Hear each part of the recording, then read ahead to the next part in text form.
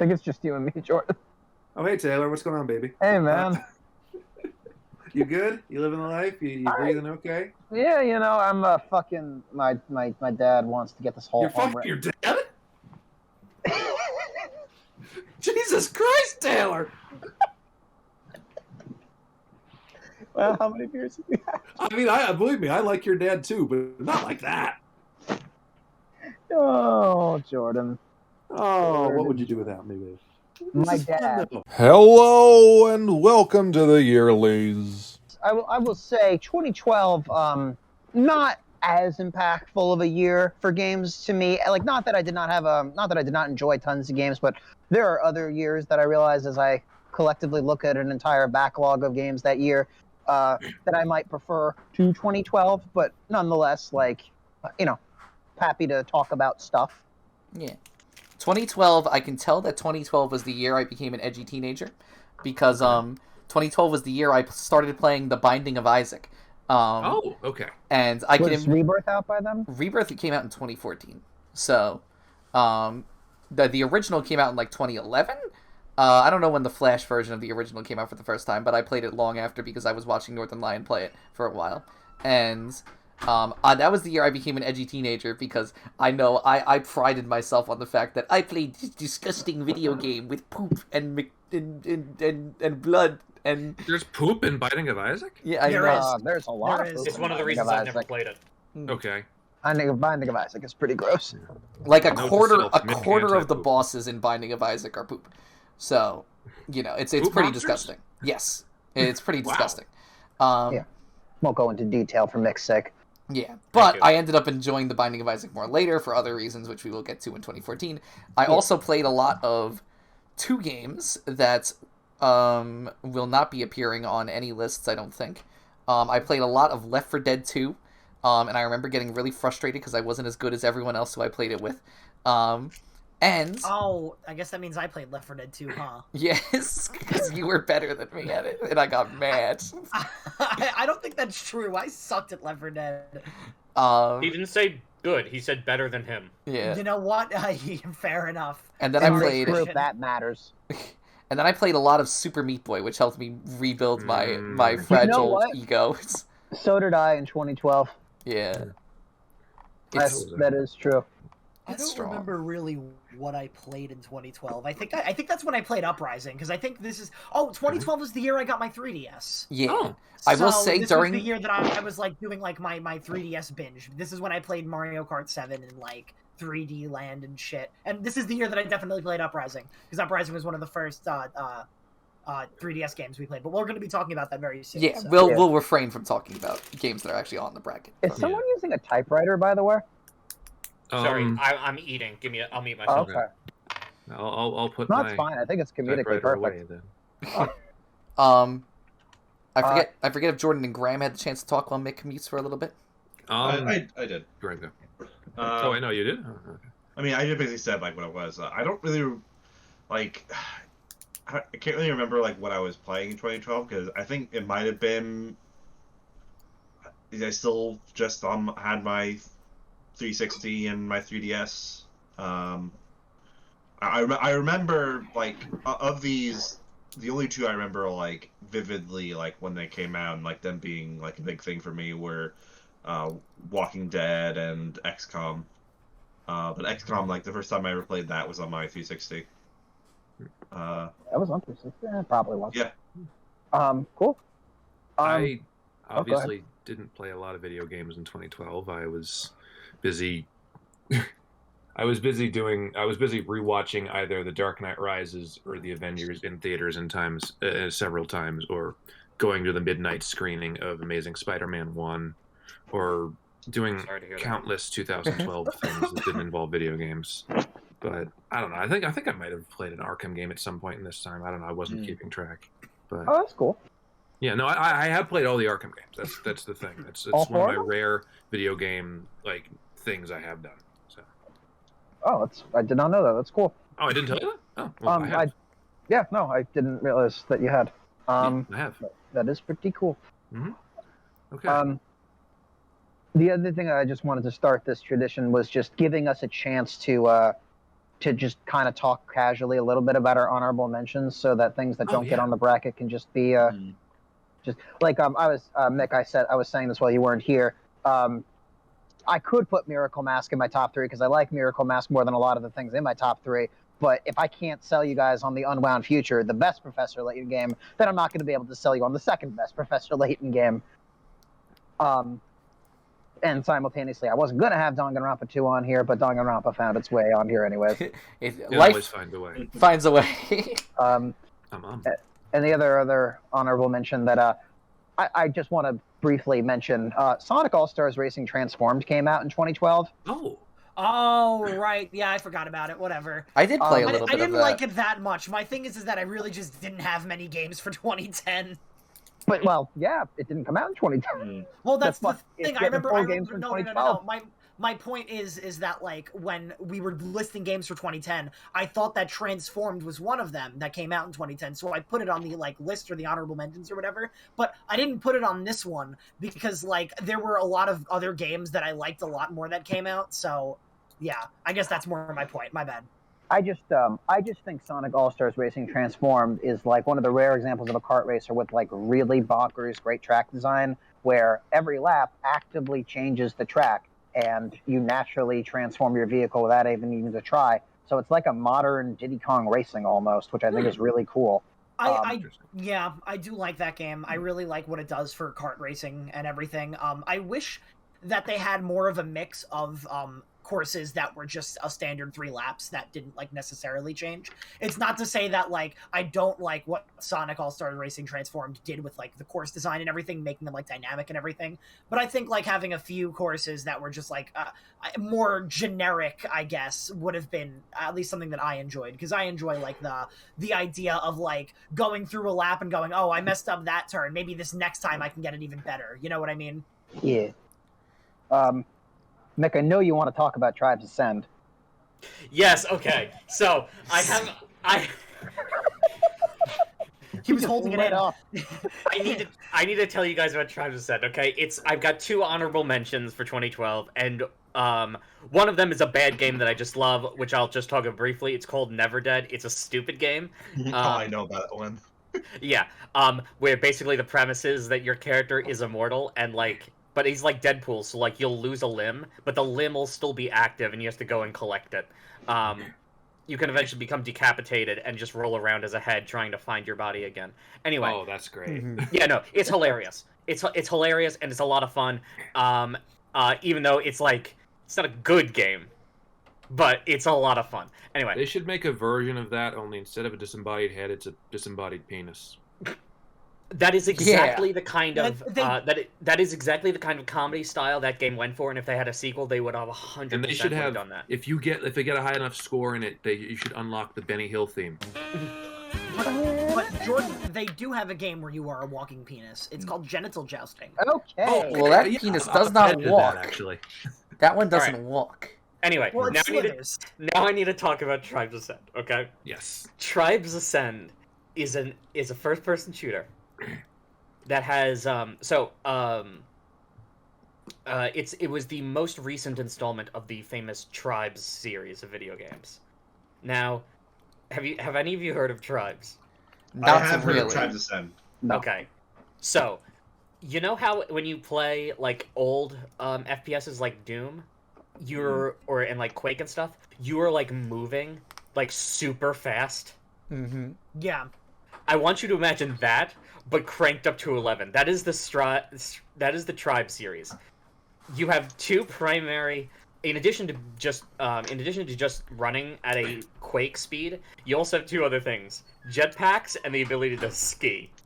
Oh my god! And the game is just pure anarchy of going as fast as you fucking can. Now, the game, so much fun. It probably had the single worst, like, what's the term for, like, community relations? Oh, public relations manager? PR? Something? Yeah. PR, yeah. Not PR. Social media managing? Yeah, that sort of thing, yeah. I've never seen a studio and a fan base so hostile to one another. Like, I introduced you to Sony. No. You don't understand. Oh, all right. no. Every member of the Tribes Ascend social media team was banned from the Reddit Oh fuck! for being too toxic. Okay. Jesus Christ! When people complained about one of the maps, they just removed it from the game. Oh my god. The No. Let me drummer clarify went that. They updated a beloved map that everyone loved, and they changed it and made it way worse, and people were upset, and they're like, you know what, fuck you, and they just removed it from the game. Like, that is the Spite. level of, like... Yeah. Oh, I thought you said something else. Incidentally, this game is by High Res Studios, who would go on to make Smite. Yeah, Um, exactly. Okay. Yeah, it's You took me literally. Yeah. fucking high res. So I will say, who has not gotten to talk about their honorable mentions yet? I just very, very briefly want to mention Darksiders 2. I have played it a fair bit, never finished it. I put it here just because I've always enjoyed it. I just never got around to finishing it. I've gotten the game for free twice. It's Once nice. on my 360, my friend's brother got it, like, basically bought like a bundle for 360. He had like a bunch of games.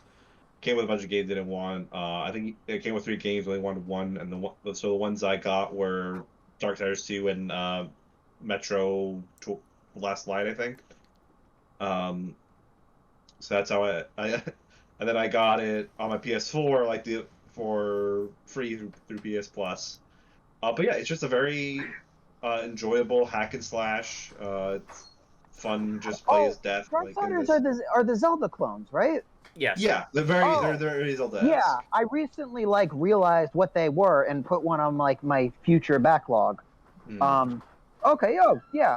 I was thinking of Dishonored, which is on. No, Dishonored is on the list. Oh, okay. Whoops. Oh, look at that.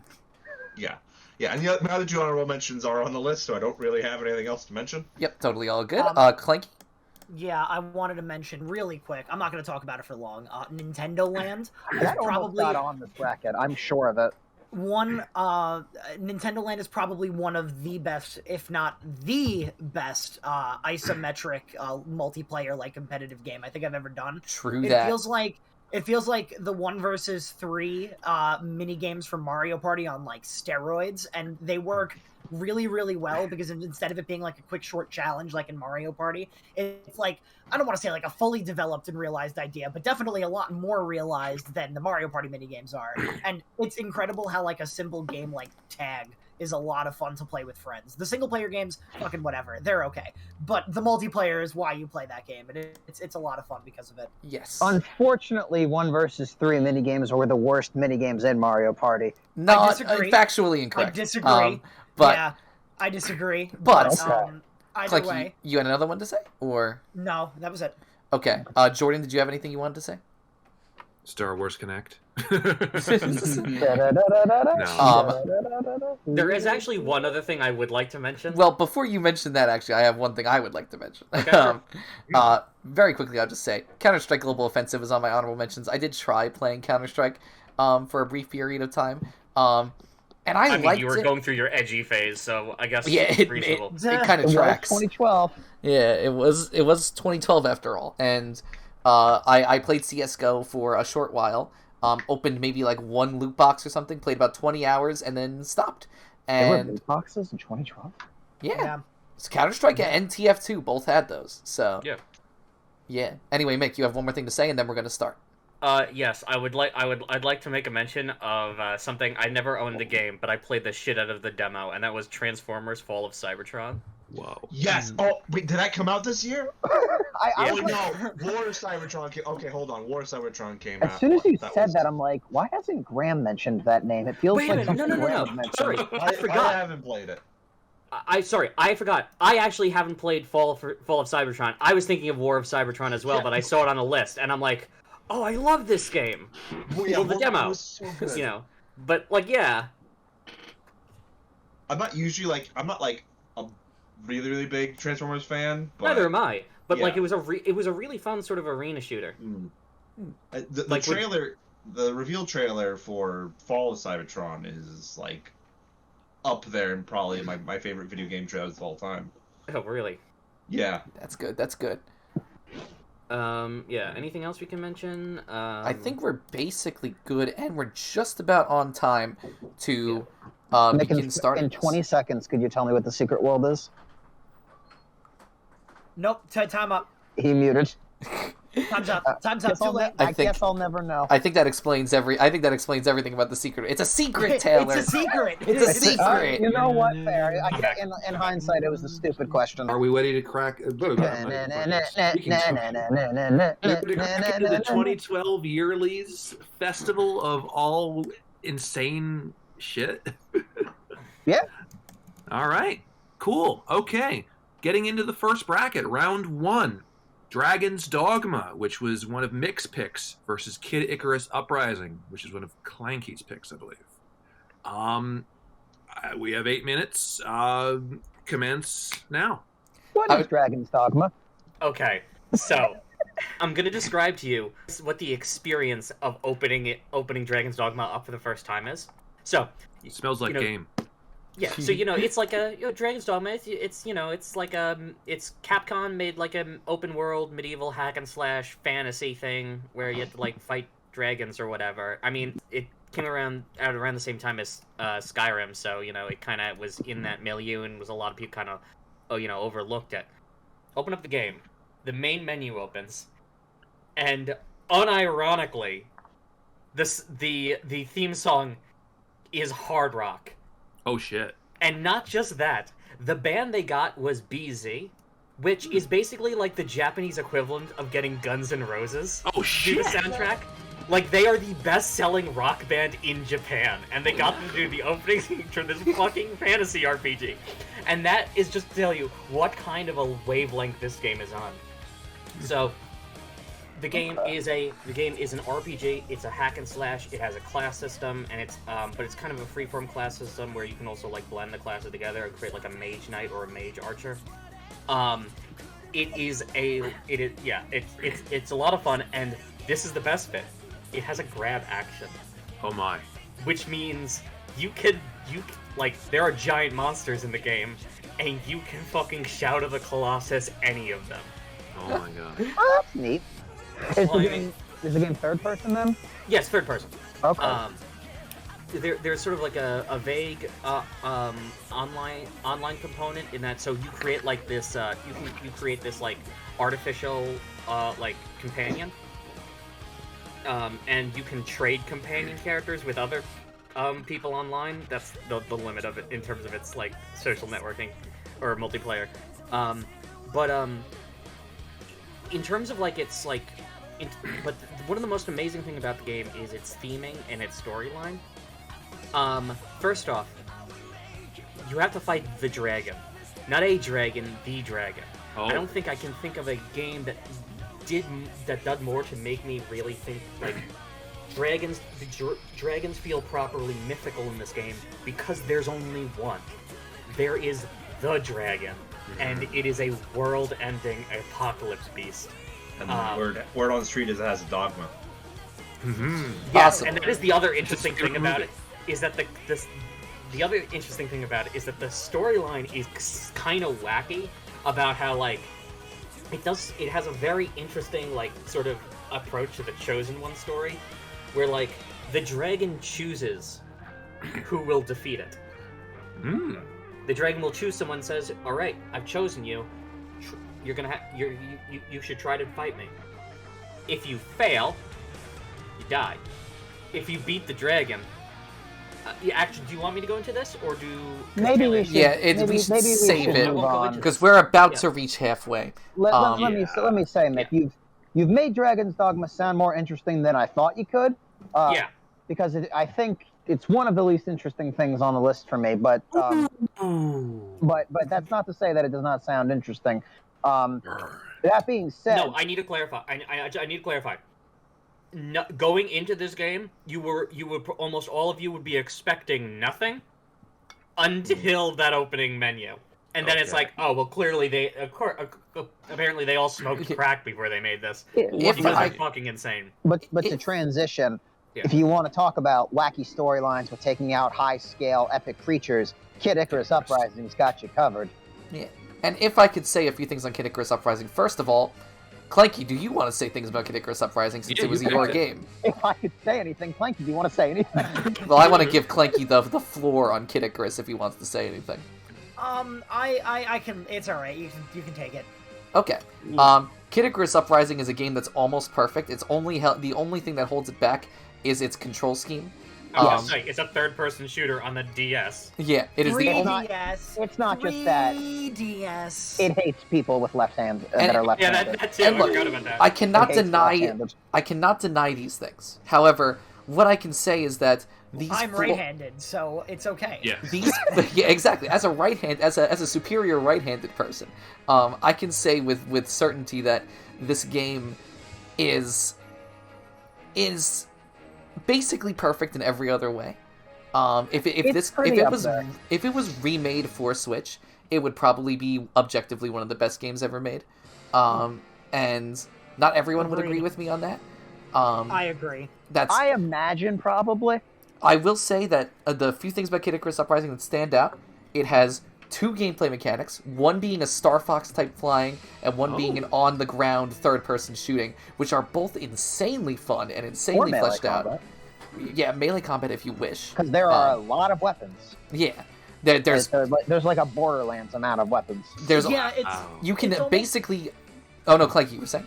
I was gonna say, like, there's basically like a multiplayer aspect with the weapons and stuff too that they try to integrate, and it's not a big pull, but it's still like pretty fun, all things considered. Yeah. They got like the gambling for the weapons.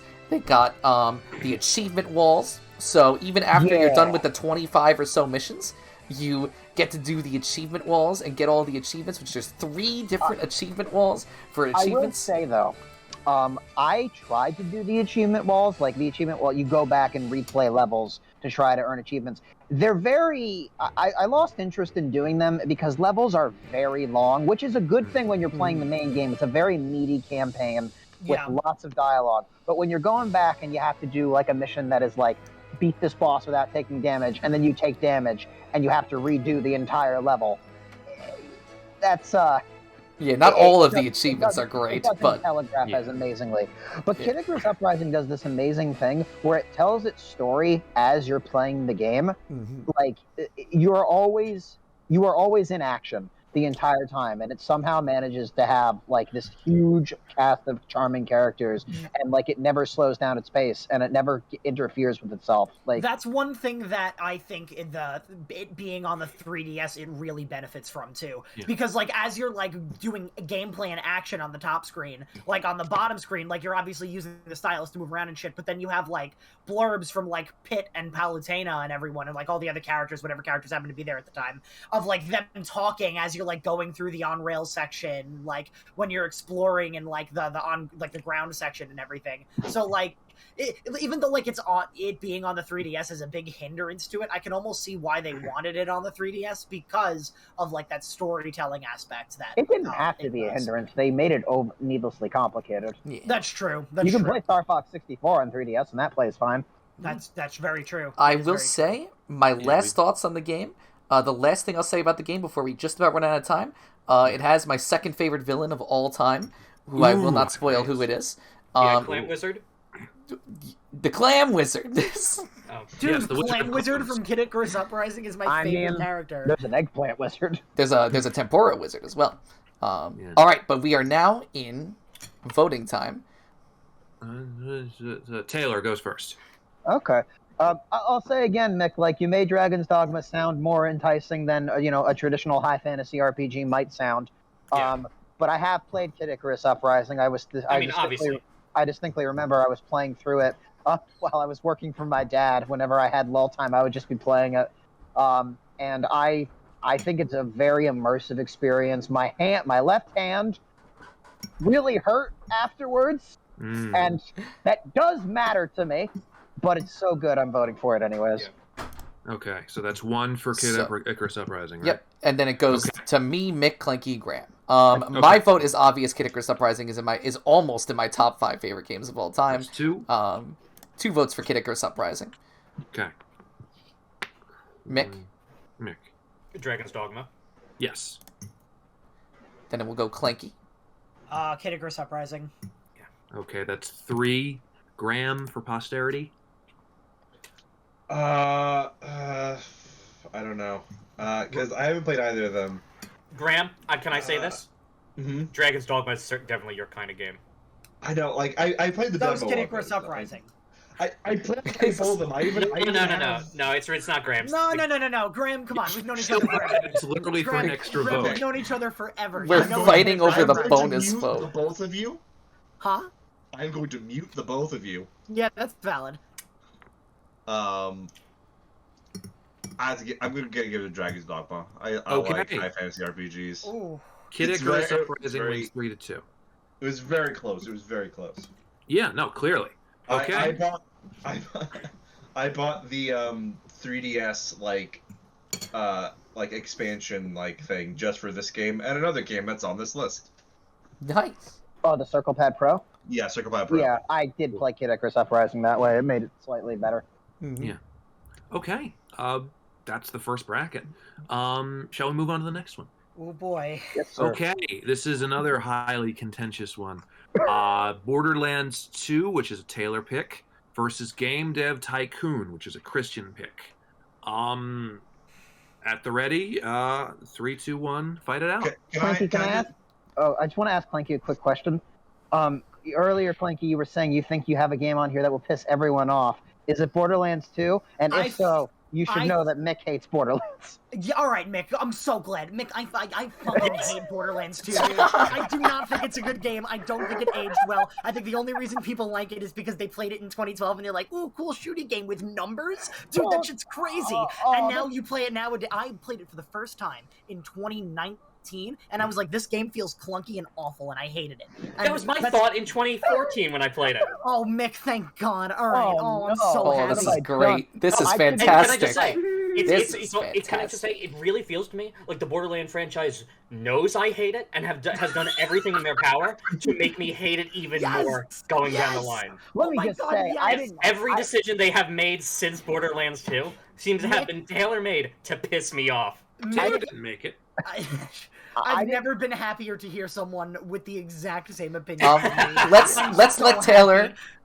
Taylor Yeah. say some All right, words. I'm done. Yeah. I'm done. Listen, I knew going into this that Borderlands 2 is a contentious thing to put on this bracket, and I chose to put it on anyways because I do care about it. Because you know what? To me, Borderlands 2, like, yeah, Borderlands 2 to me was like, here's a more action-focused kind of Fallout almost. That's how I saw it when I first saw Borderlands. And there's this sense of humor that Borderlands 2 has that when any other game does it, it's annoying. That I feel like Borderlands 2 kind of created, and I feel like every other game is trying to be Borderlands 2. I feel like Borderlands 2 created a lot of things that we take for granted, like charismatic villains. I feel like that wasn't as mainstream as it was when we first met Handsome Jack. The cooperative experience, I mean, maybe not the cooperative experience, but certainly it had a very unique style to it. I think it has very interesting landscapes, really great quests and DLC. And, listen, I'll say that of course it's an adjustment thing. I played the first Borderlands and I couldn't finish it. I was actually not super into the first Borderlands, but then I played Borderlands 2, which is not something I often do, and I didn't really need to play much of the first to know that Borderlands 2 was better.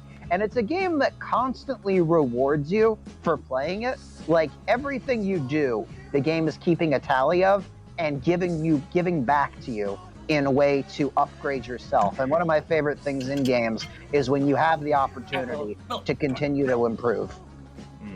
So I just want to say something really quick Borderlands 2, just because, like, extend a little bit on one thing Taylor mentioned, and that is Handsome Jack.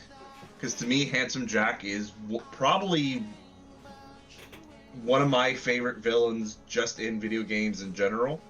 Because he's pretty awesome. He strikes the perfect balance of getting you to hate him, but also you kind of see where he's coming from at certain points. And yeah, like, he acts like a douche like most of the time. He's silly, like a butt stallion, But like later in the game, like everything that happens, like when he breaks that persona, then you genuinely see everything about him, like the threat that he represents, and it's just such a great moment.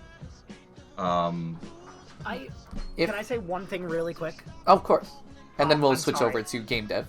I do want to say one thing about Handsome Jack. I totally get where you guys are coming from with him, but I feel like he has the what's her name from Life is Strange. Chloe, was that her name? She has the same problem that Chloe does in that game, where if you don't like her at the beginning, you're gonna hate the rest of the game. I do hate Chloe in Life is Strange. Yeah, exactly. But I don't have that problem with Jack.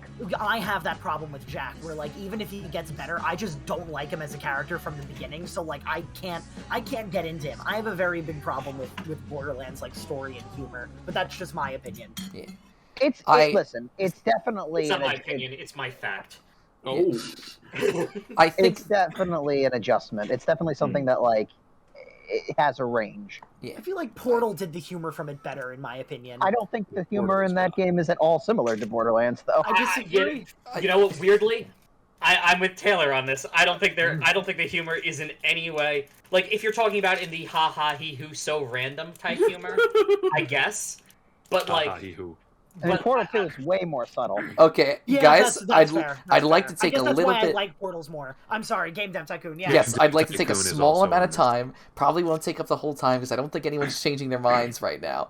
But I just Game Dev Tycoon is great. Game Dev Tycoon is great. I like it a lot. Yeah, it's not like the best Tycoon game in my opinion, but it's definitely like it definitely is like really fun and charming, and like it's fun to like try to get to like the modern day consoles, which I think for that game is like the Wii U. So No, the game continues to update itself to keep itself relevant. Really, that's Yeah, awesome. the last time I played it, they had the PS5. I like the game even more. Well, they now. had the PS5 even before they announced the PS5. I think the best They went a bit into the future.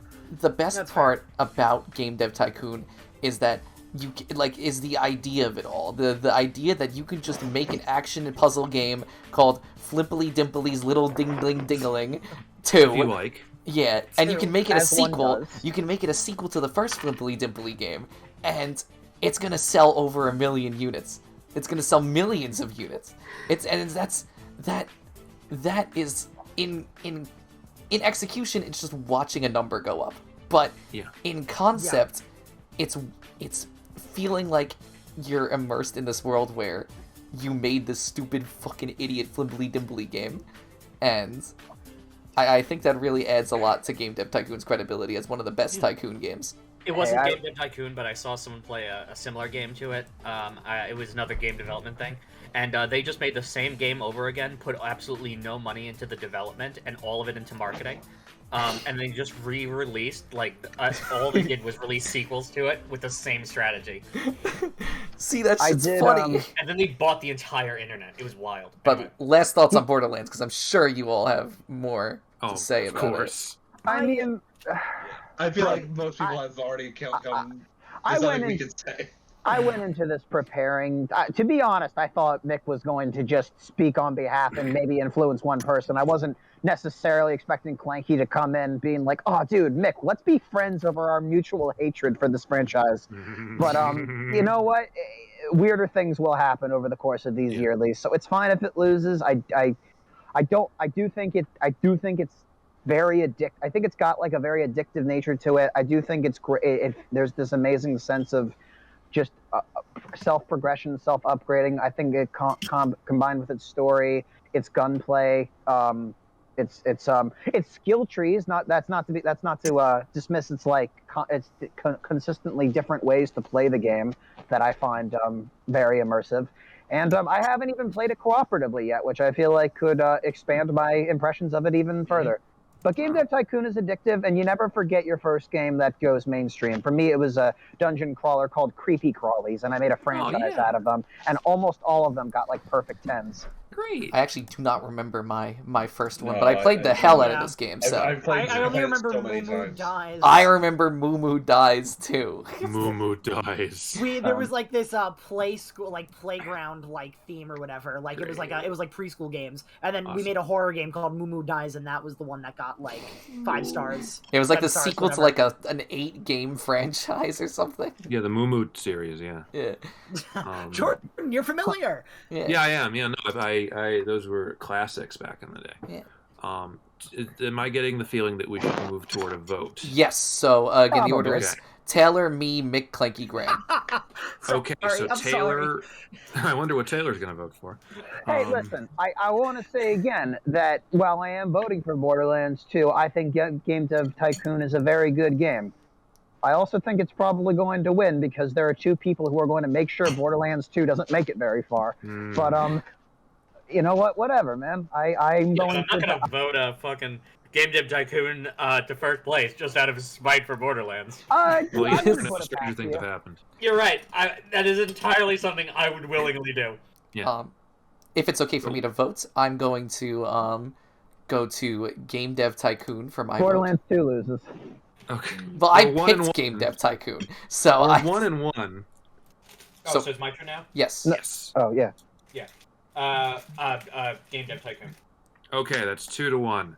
By the way, Nick, Clanky. have you played Game Dev Tycoon? Just out of curiosity. I actually have. Okay. And I didn't play it a bunch, but the very little time of Game Dev Tycoon amounted to more fun than I had with the entirety of Borderlands 2. All right. Oh shit. Wow. Actually, that's a lie. I barely got I barely passed the tutorial in Borderlands 2. It did not jive with me at all. It's all right. I put it on here knowing. Yeah, Clanky. And before you say anything, I played Sorry. it with friends as well, so that's not the issue either. Well, Right. more than I did. Well, Surprised you Game liked Dev Tycoon is a No, fun vote for little- Borderlands 2. It'll be funny.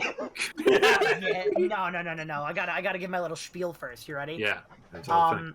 Game Dev Tycoon is a nice, fun, little addictive game. Even if you don't get a lot of time out of it, it's fun the time you play it. Borderlands 2 makes my brain bleed, so I'm Oh. gonna pick Game Dev Tycoon. That's 3-1. I Three to have never one. felt such a kinship with another human being. Borderlands 2. Graham Yes! votes for Borderlands 2. Another 3-2. There we go. We're getting some tight rounds this time. Tycoon takes it. I got Graham in my corner. Yeah. Yeah. Okay. All right, we're not alone here, and I know that Christian doesn't hold anything against Borderlands. Oh yeah, I don't care about Borderlands. I want to play it. So I don't Yeah, care it's about just- Borderlands. I want to play the game. It's I'll just the play way through it the full goes. game with you guys. It'll be great. Right. This next one Moving- should be interesting. Moving Oh, yeah. forward. This is Yes. I have no idea how this one's gonna go. Two very, very different games. We have Actually, Graham. more similar than Oh. you might think. let's hear it out first. Forgive me for being ignorant. Graham's pick of Resident Evil Revelations versus Christian's pick of something called Frog Fractions, which has been delighting my Christian, brain what ever is since this I on found the out it bracket? existed. Resident Evil Revelations against Frog Fractions. 3, 2, 1. Have at it. Let Is this a Christian go secret? first. Is this a secret scary game? No, it's not a secret scary No. game. It's It's a an secret upgrade. funny game. It's Yeah, a flash okay. game. It was a Flash game. Then Yeah, it was made a Game of the Year Yeah, edition. we played it. We played it for Gadget's Arcade, but I think the recording was so cursed it deleted itself. The game itself is one of those games that, like, okay, does anyone care if we just like spoil the game? Like, Can you Frog spoil Fractions? Frog Fractions? Yes. Yes, you can. Yes, you can. No, you can. I am appalled that you'd even ask that question. No. You don't understand. Fine. Will I be upset if yeah, go ahead. it Christian. will ruin I'll- the experience if you know the things that this game does. Like, all I can say is that this game is a bit of a bait and switch game, but instead of being a bait and switch horror game, it is a bait and switch comedy game. And Yeah. It- So imagine this. Imagine you start up a game of Professor Layton, and then after the first 3 puzzles, they hand you an assault rifle and say, "Mr. Layton, the zombies are attacking. You must help us fight them." That is Frog Fractions. it's a little bit like that. It's also like Okay. if you boot it up like Solitaire on your computer, and then like halfway through, a bunch of jewels started falling from the sky, and you had to start playing Bejeweled instead. And then Yeah. Well, I would say it's not exactly like that. It would be like Bejeweled, and then fucking Rick and Morty came out of nowhere and started ranting in like the side of the screen about shit. it is more like that. Yes, it is absolutely more It like is that. zany is the best Is way it- of describing it. Is it bad that I want to play Frog Fractions? No, It's not it's bad at all. fantastic. I was the one who showed it to them. It's great. Well, actually, Mick, you recommended this game to me after the first person who showed this to me, actually, Clanky, was Matt. Woe Games Matt. Really? Yes. Wow, that's wild. Yeah. Because like I had found out about it, I think in like freshman year of college or like late high school or something. I think it was actually no, it was late high school because I played it with I played with Kyle, and I played with Kyle and Kyle, Pierce, and Kevin. Oh wow! Like, yeah, no, it was a long time ago that Those I are names discovered I this haven't game. heard in a while. I know, right? Yeah. But yeah, no, it's an amazing experience. And that's what it is. The best way to describe it is an experience that's very difficult to spoil, but I mean... How long is it? It's only like 2 hours long. Or maybe Oh, even an dude. hour and a The half. life of a frog. Yeah. I'm playing Frog Fraction. And it's free? I don't know if it's free anymore because Flash died. But it's not It's on Steam. expensive. I don't think it's for anything that much on Yep. Steam. Yep, no, it's free on Steam. Oh, it's free on Steam. There we go. Perfect. Oh, dude, I can't afford that though. Can someone gift it to me? Graham, I want to give you an will. opportunity Don't threaten me with a good time. to talk about Resident okay. Evil Revelations. Okay, so before I can talk about Resident Evil Revelations, I do have to briefly talk about the other Resident Evil game that I played recently, and that was Resident Evil 4. Yes. Yes. I played it on the Wii. And I have to say, As Scott invented. on a technical level, Resident Evil 4 is probably the better game. But in terms of it never really felt like it was more of an action game with horror elements rather than being a horror game. Yeah, Resident Evil 4 is not scary. That's kind of Resident Evil in a nutshell. Not all of No, it. Resident Evil 1 Resident Evil Revelations is a horror game. Okay. This is the one on the cruise ship, right? Yes, it's on the 3DS. Mhm. Yeah, I played it on the cruise ship. Cruise ship, yeah. Yeah, as you're That's a very- supposed to, I think. Sorry, the sentence was just a little bit weird. Anyway. There are just so many like moments like where you just feel like tension just like build up like slowly and gracefully. The music is fantastic in this game, and the best part is it's a beautiful game. It's on the 3DS. Like, yes, it was eventually ported to the Xbox 360 and PS3 and whatever, but just the sheer novelty of what they're able to do on the 3DS is astounding. We need to break the stereotype that 3DS games generally look bad. I mean, they don't always. I never really thought they did. Yeah, to be I don't honest. know I who thought did. those looked pretty good. No, but like, the best way I think people describe like this is like a PS Vita like level game, like on the 3DS. And like, 3DS was never like really looked bad, but like, it's more of just like. You never played a water 3DS game effects. and was like, oh, this game is beautiful. Yeah, like all the probably have. water effects, the physics. I don't necessarily agree with what Graham is saying. I'm just trying to help him put it into words. Yes.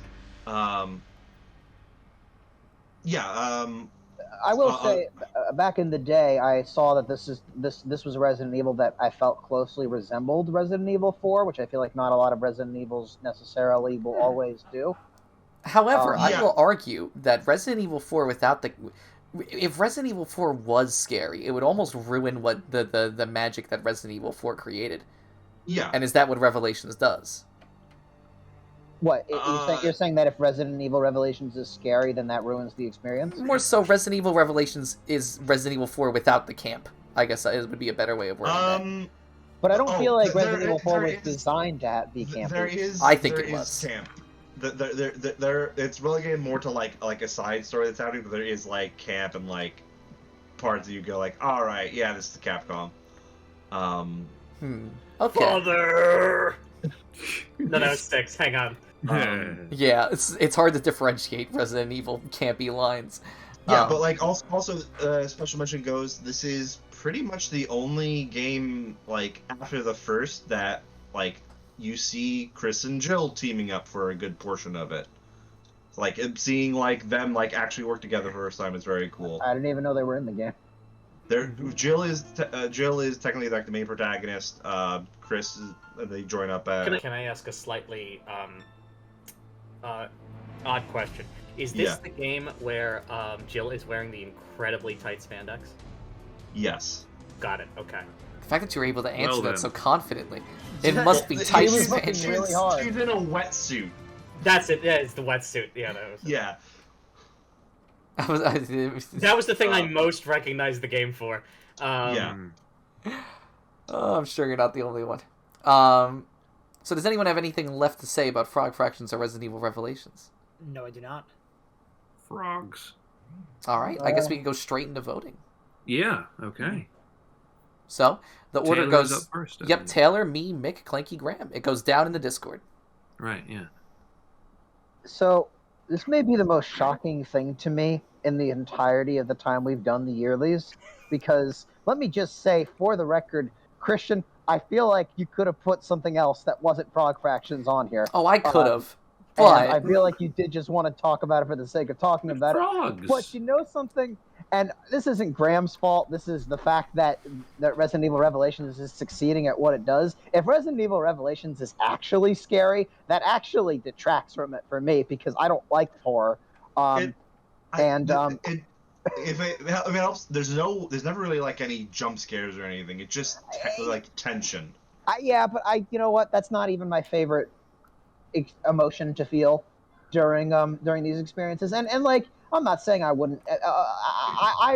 I've kind of made it a point to not become a Resident Evil fan. I tried playing any Resident Evil that wasn't 4 and had a bad time. I think the fact that you guys say that Frog Fractions is a game that will subvert my expectations in a comedic way is almost interesting enough to me, that the fact that it is free makes me kind of more interested to play it than Resident Evil Revelations, and I hate myself for saying that. Yeah. Frog Also, I can also say, it's also real in a lot of ways. It's really your sense of humor as well, Taylor. Mm-hmm. All right. I don't know, just like I don't know why, but you guys talk about it almost like Christian, the would you Stanley back me up on Parable. that it's very like. it reminds me a Taylor's bit of the Stanley Parable. But the Stanley Parable doesn't have many frogs, though. I mean, that's true, but So true, Are you or sure? fractions? the way it reminds me a lot of base Stanley Parable. That's what it reminds me a Okay. lot of. Yeah. So I'm weirdly voting for Frog Fractions. Of course you are. The Yeah. upset. So- I am going to. Oh, sorry. You were. But. Sorry, I got confused. This is- I know it is. But. You know, I want to vote for Frog Fractions, but I also want to give a special shout out to Resident Evil Revelations, because I'm sure it is a fantastic game that I will probably vote for in something later. Because I love, if it's anything like Resident Evil 4, Resident Evil 4 is one of my favorite games of all time. And I'm going to vote for Frog Fractions, but I give Resident Evil Revelations a big thumbs up. The amphibians take 2. On to Mick. Frog fractions. The amphibians take the bracket. On to Clanky. Posterity. Oh man, it's gonna be Frog Fractions, dude. Oh my Frog 4. Fractions sweep! M for posterity? Resident Evil Revelation. Okay. Listen, So there's your Graham, bone. Enjoy I'm it. just as shocked Wow. as you are. Graham, Wow. Graham, can I just say, now you know how I feel when Alan Wake got beaten Shut by up, shut up, fucking shut up, WarioWare shut up, shut up, shut up. DIY. WarioWare DIY is great. WarioWare DIY is an amazing game. Shut up, Wario shut up, So shut is up. Frog Fractions. So is Frog Fractions. Okay, fair enough, fair enough. Yeah. Frog Fractions getting the Wow. 4 out of 1. Wow. No, I mean, Wow. this is like, I could saw it like going either way, just because there's such different experiences. It's hard to really compare and compete with Yeah. them. Yeah. So it's just gonna come down to personal preference. Lobster and Skittles. Do lobsters lactate, though? Oh no. Now that's the question. Yeah. It's Do funny lobsters because Graham- lactate? That is the question. Yes, whether it's just nobler in the mollusk. Just There we go. Outrageous. Steve. Graham, you may be up for a redemption after that round, because one of yours is up next, actually. No. Oh. And Maybe. it's up against something that is the exact opposite, I think, of that game.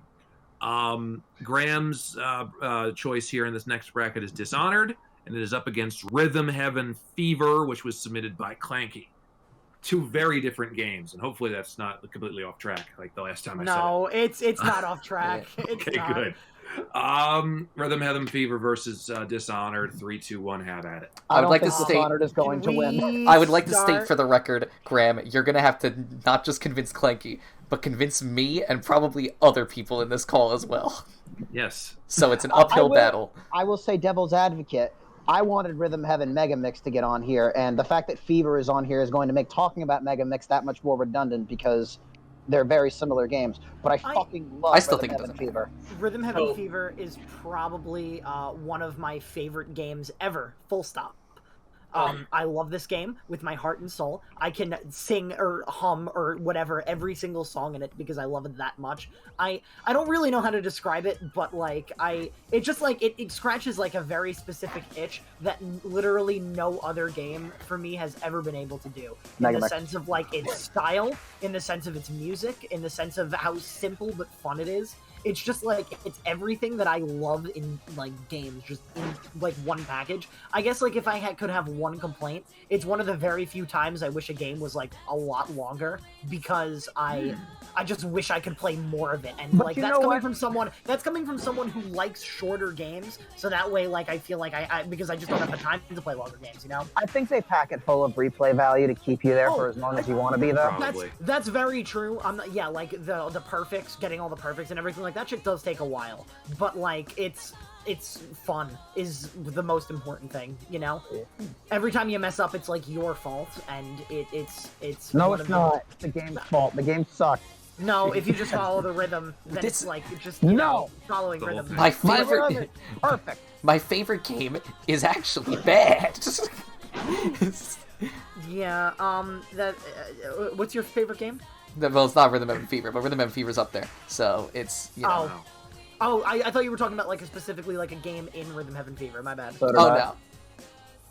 Okay. Well, um, my I get favorite. what he was saying. If anyone says my favorite game is bad, then you people are just wrong, honestly, and I have people who can defend me on this. So true. Anyway, Graham, I do apologize, but Yeah.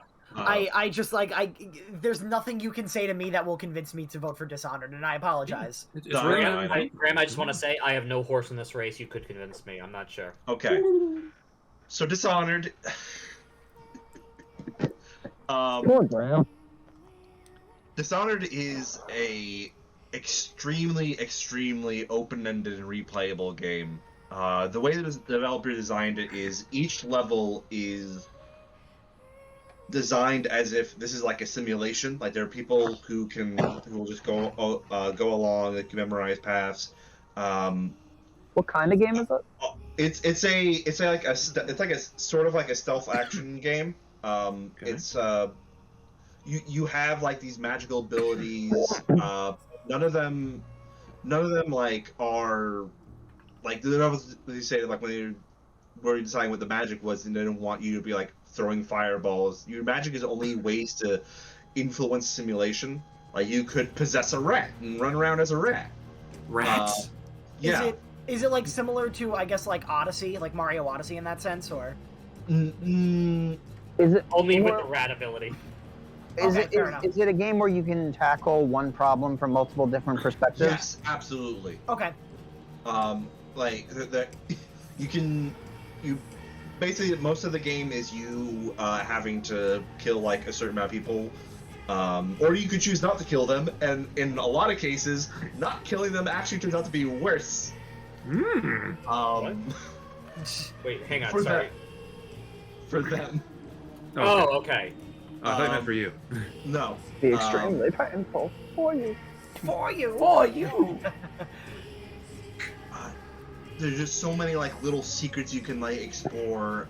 You have like one of the things that you have is a little item that it'll like you have a heart that will pump like whenever it's like you need a rune, but you can also use it just to learn random secrets about random people around the town. You'll be like, this person really hates their wife. This person once killed a childhood friend. Oh, you know. Yeah.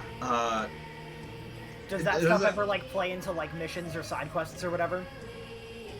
Not particularly. I will say that. I'll be completely honest. What's the fucking point? World building. Yeah, fun. It's Fair enough. the world that it's in is like this steampunk Victorian, sort of low magic sort of world. A lot of wailing. I know that. Yeah, there's a lot of wailing. And whales are like not the whales that we know. Whales are like Lovecraftian nightmarish creatures. Oh, I great. thought you meant like people just screaming like ah! That kind of whale. That's what I was thinking too, honestly. Oh, I thought you meant in appearance, not the whale thing. No. One of last thing. This isn't really like anything. You shouldn't sway any of your votes, but it's a cool little detail. One of the announcers that you overhear over like on the loudspeakers that I would just like recite like here's like today's news. One of them is Carrie Fisher. Wow. Mm-hmm. Okay. That's a neat little thing. Yeah. She on the back of the. No. I forget. Is this Bethesda or Squeenix? This is It's Bethesda. I know that. yeah, Okay. it would be Arcane. Like this was the game that put Arcane on the map.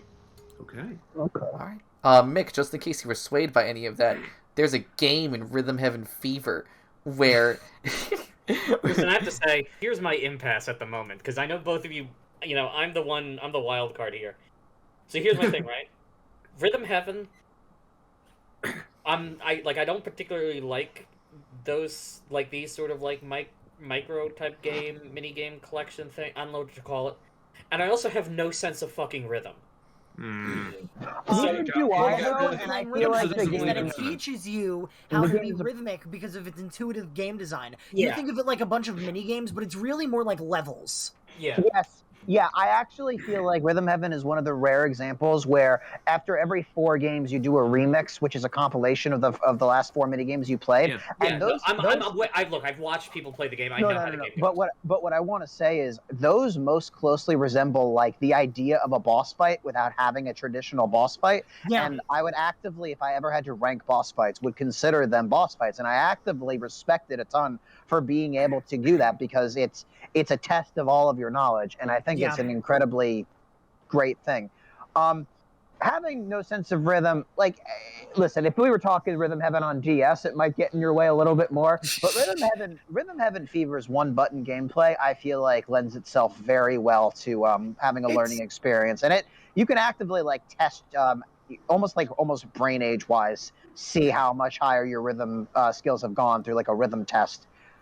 To be fair, it is 2 buttons. Yeah.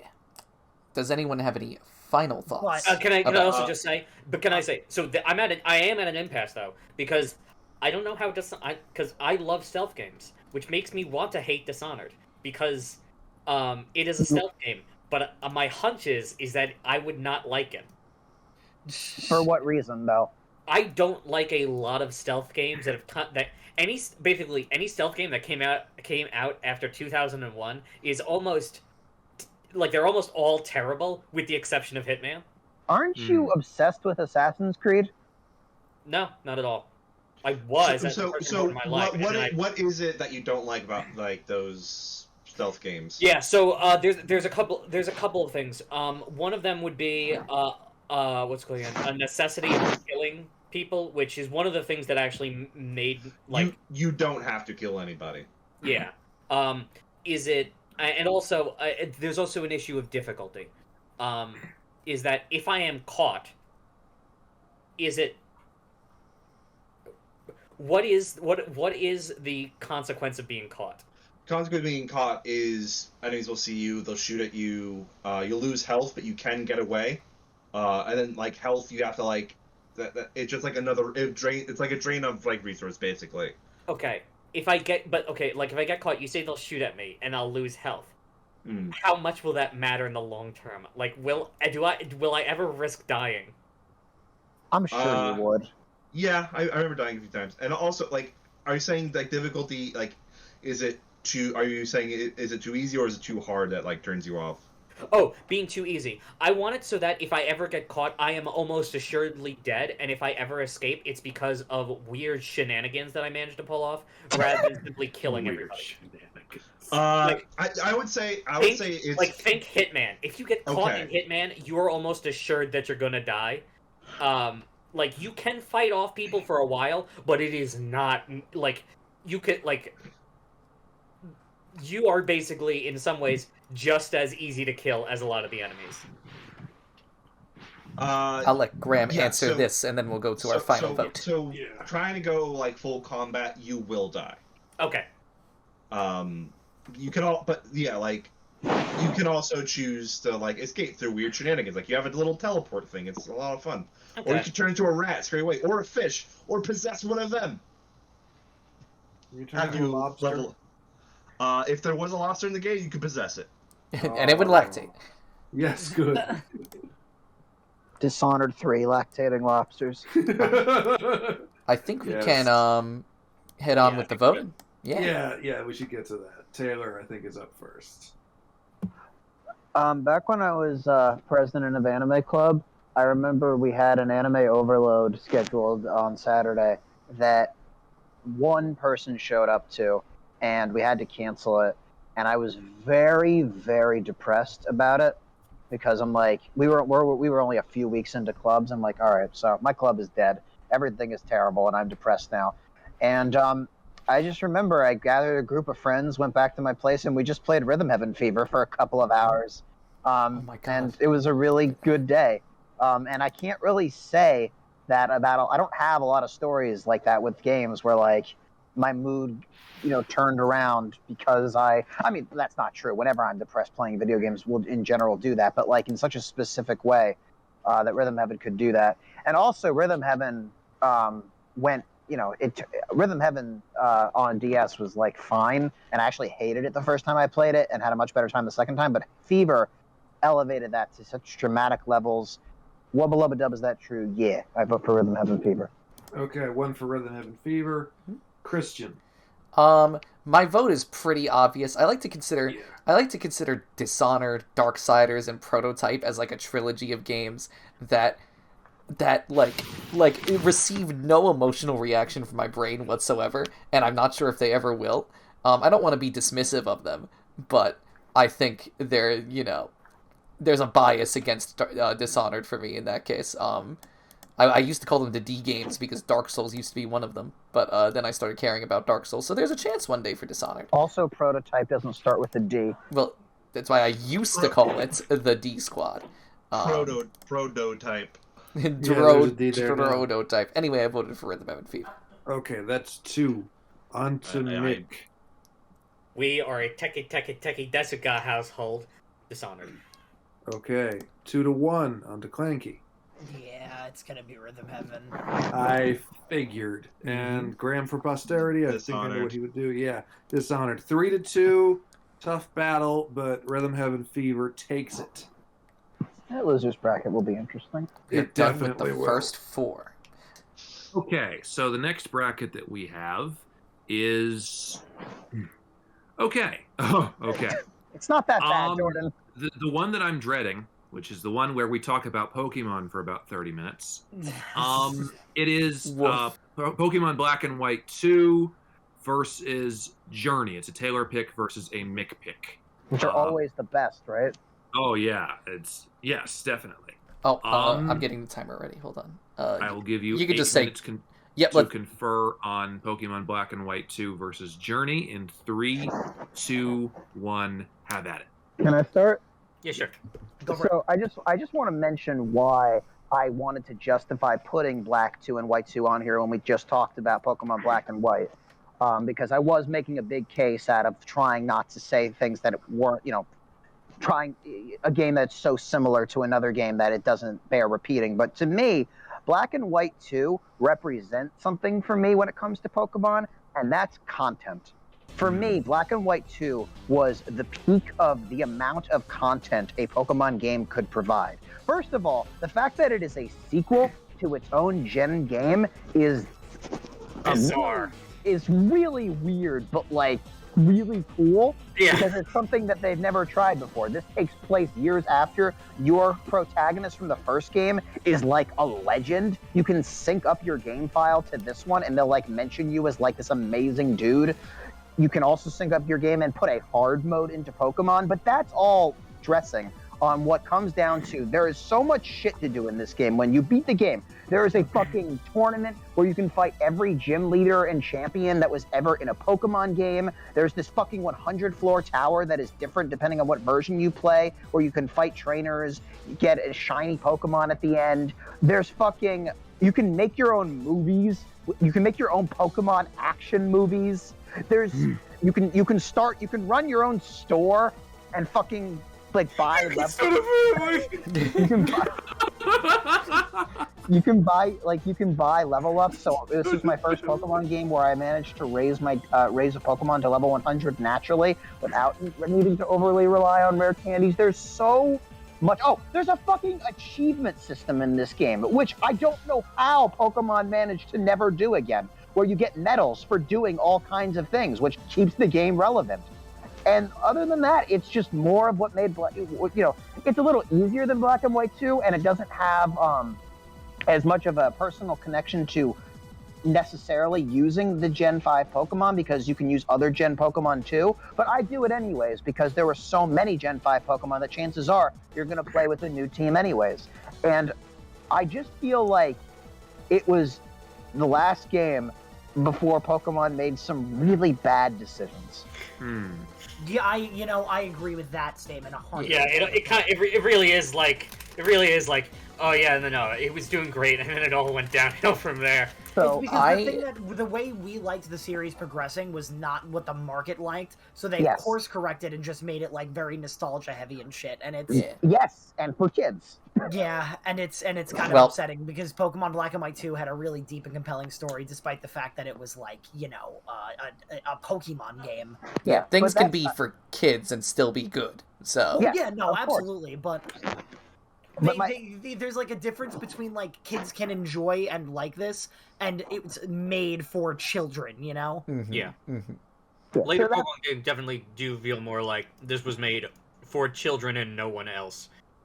I mean, I won't get into Pokemon Sun and Moon discourse right now, but I will say, if I could play Devil's Advocate, I want to, but I want to let Mick talk first about Journey if he wants to. I had one more sentence I just wanted to say, was that if Pokemon Black and White 1 is your connection to its own generation, Pokemon Black and White 2 is your connection to the world of Pokemon, as like a fan of Pokemon. Go ahead, Mick. So I just want to say, I really don't feel too strongly about Journey. Oh shit! Okay, then we can just go right to the vote. No, I have things to say. Wasn't Journey on your honorable mentions?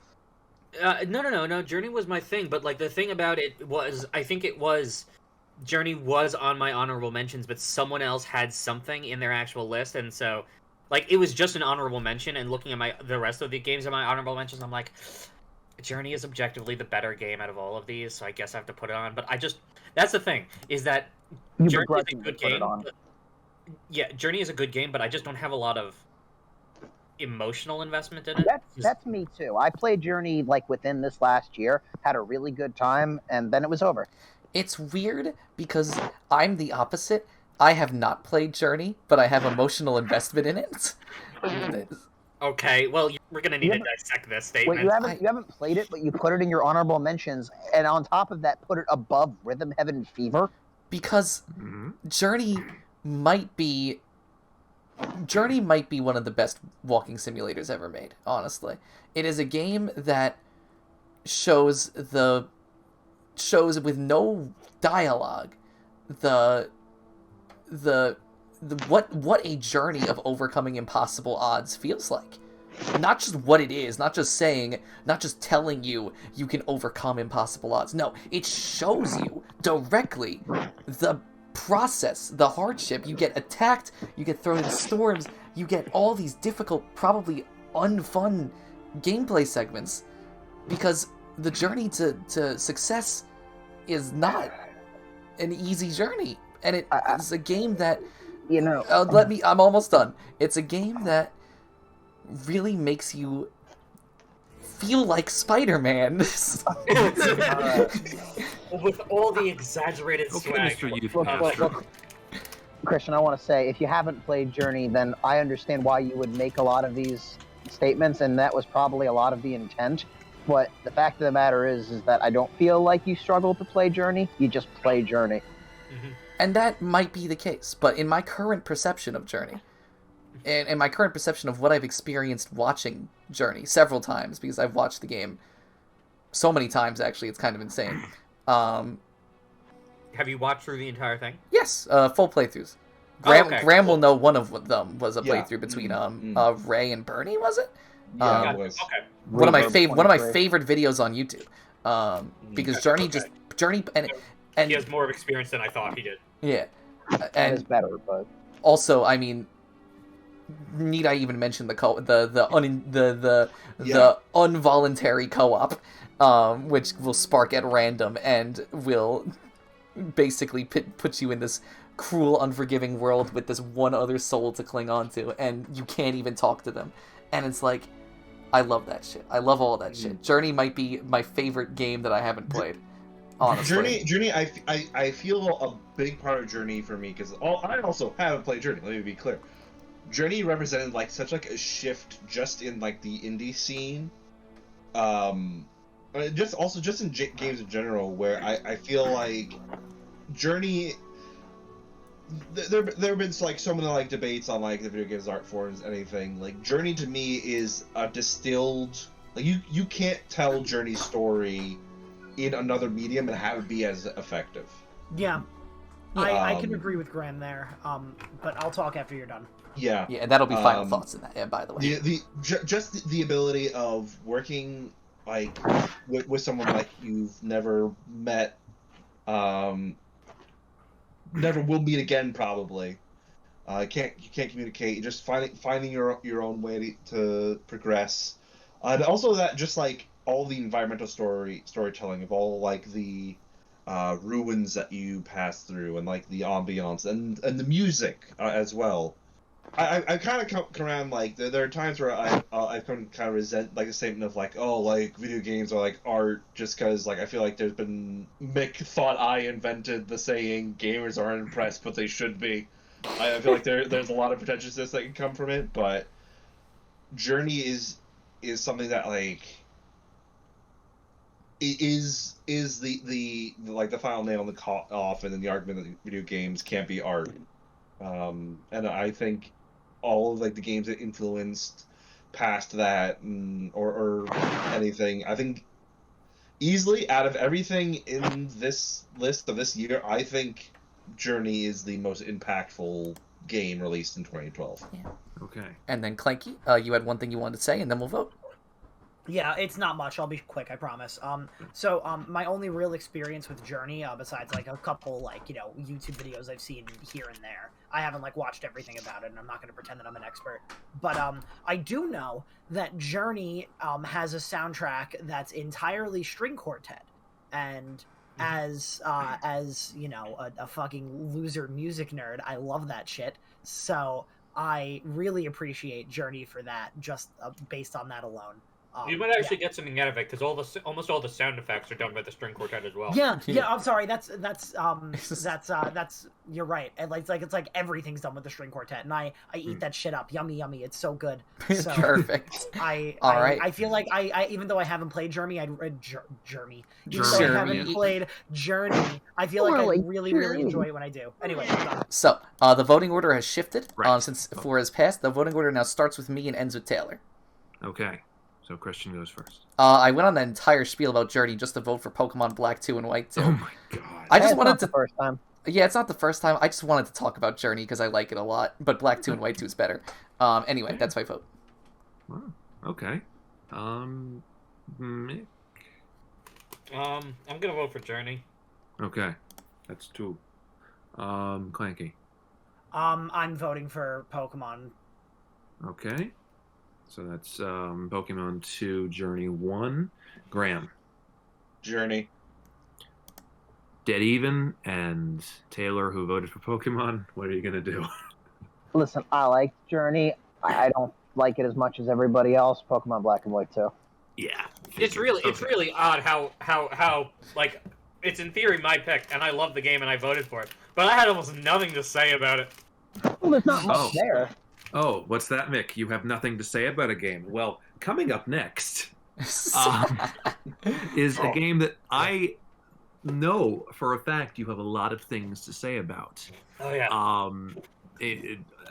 This is I don't know. I think this is a pretty good matchup. The two of these. This is the first one with a game with I've played neither game. Wow. Well, get ready to really hear about some cool stuff here. We have XCOM Enemy Unknown, was submitted by Graham, versus Spec Ops: The Line, submitted by Mick. I've heard a spiel on at least one of these games, and so I'm interested to see how this goes. Spec Ops: The Line versus XCOM Enemy Unknown. Let's start the clash in 3, 2, 1. Throw down. All right, can I just say, like, man, it really sucks. Like all the games my picks have to go up against. I'm so sorry, Graham. I'm sorry. Wait, are you people already really? sold on Spec Ops? I mean, I love Spec Ops from what I've seen, but I don't even know what Spec Ops is. I don't you'll know what about to Spec Ops find is. out. I know what XCOM is. I will say this, just as a preliminary. I'm more inclined to vote for XCOM, but that's only because I at least know XCOM. Yeah, don't worry, I'll get it. I am just talk dead about down the XCOM. middle on this. So XCOM Enemy Unknown is a reboot of an old was it like DOS or like whatever, strategy game, famous for being very hard and difficult. And this game is very hard and difficult. Maybe not the same degree as the original, but still, it's a tactical squad-based strategy game. It's you sending your squads to various points around the world to fight alien invasions, but where you choose to send your squad matters because, understandably, the other nation will be pissed that you didn't send people to help them, even though you have more than enough soldiers, so theoretically you could, which is a little bullshit, but anyway. It features... You're talking about XCOM, to be clear, right? Yes. Okay. Yes. It features a easy-to-learn, difficult-to-master strategy system where... you'll never be fully yes, I'm fully confident in my abilities to take down these enemies, losing nobody. Like, there's always a persistent risk of anything going wrong in a mission because there's just all these random chances that'll happen. And then it's such a great feeling of progression also throughout the game because you're researching the all these different lines of technology and upgrading your soldiers so that way they can have a better chance at not dying. You could do some really cool shit. You have a sniper take out 2 enemies in one turn because they get another kill every time they kill someone. You can also name all of your soldiers and base them off of your friends, which is what I did. Yes, it's the only way That's to play. one thing I really do like about games like that. I love it so much. I remember one time I was playing it, I based them all of them off the Purchase Improv people. That was a lot of fun. Oh no. I think you told me about that. Yeah. Oh, perfect. I hope enough of us lived. No. Okay. I don't think I finished that playthrough, so you all died. Great. But yeah, it's a lot of fun. But unfortunately, it's going up against Spec Ops: The Line. Why is that? Okay, so I'll be honest. I have never heard of Spec Ops until Mick put it on here, All right. and I That is- kind of assumed That is Mick, most please. people hadn't. Oh no, I've heard quite a lot about it. Oh yeah. I thought it was an obscure game that was just this is what happens when Mick puts things on. I don't hear about them. Cracks Knuckles. All right, let's go. Here we go. So the Spec Ops series had been a video game series that had existed prior, and it was basically, it wasn't even a poor man's Call of Duty. It was a poor man's Medal of Honor. Yeah. Oh, that's bad. Yeah, no, it was the last game in the series prior to The Line was in 2002, Spec Ops Airborne Commando. And so it was 10 years since the last game came out. Spec Ops: The Line was, even though based on its name, it sounds like it's part of the series, it's really not. Spec Ops: The Line is a video game adaptation of Joseph Conrad's novel, The Heart of Darkness. Which, incidentally, if you're not familiar with the novel, it's Apocalypse Now is also based on it. Yeah. But weirdly, Spec Ops: The Line is actually probably more accurate to Heart of Darkness than Apocalypse Now is. It similarly, like Apocalypse Now, modernizes the story, in that you play as a character, Captain Martin Walker, who is head of a Delta Force team, who is sent into Dubai. Dubai was hit by this massive sandstorm, and the U.S. Army went in initially to try and do, because you know how the U.S. Army does, what's the term? Humanitarian. Humanitarian, trying to help, but but then things started getting worse. They declared martial law, yada yada yada. But anyway, the commander that the team, suddenly no one heard from them anymore, and a radio signal emerges from the city. This saying, "This is Colonel John Conrad, U.S. States Army, United States Army. Attempted evacuation of Dubai ended in complete failure. Death toll too many." And so you play as this the leader of this Delta Force squadron sent in to help it. Now, the thing about the game is that it is almost on purpose a generic first-person shooter. Right. They had no. Wait, is it first person or third person? First person. Sorry, I said first person by accident. They got Nolan North to voice the main protagonist. Well, that's not surprising. No, because to make it seem generic.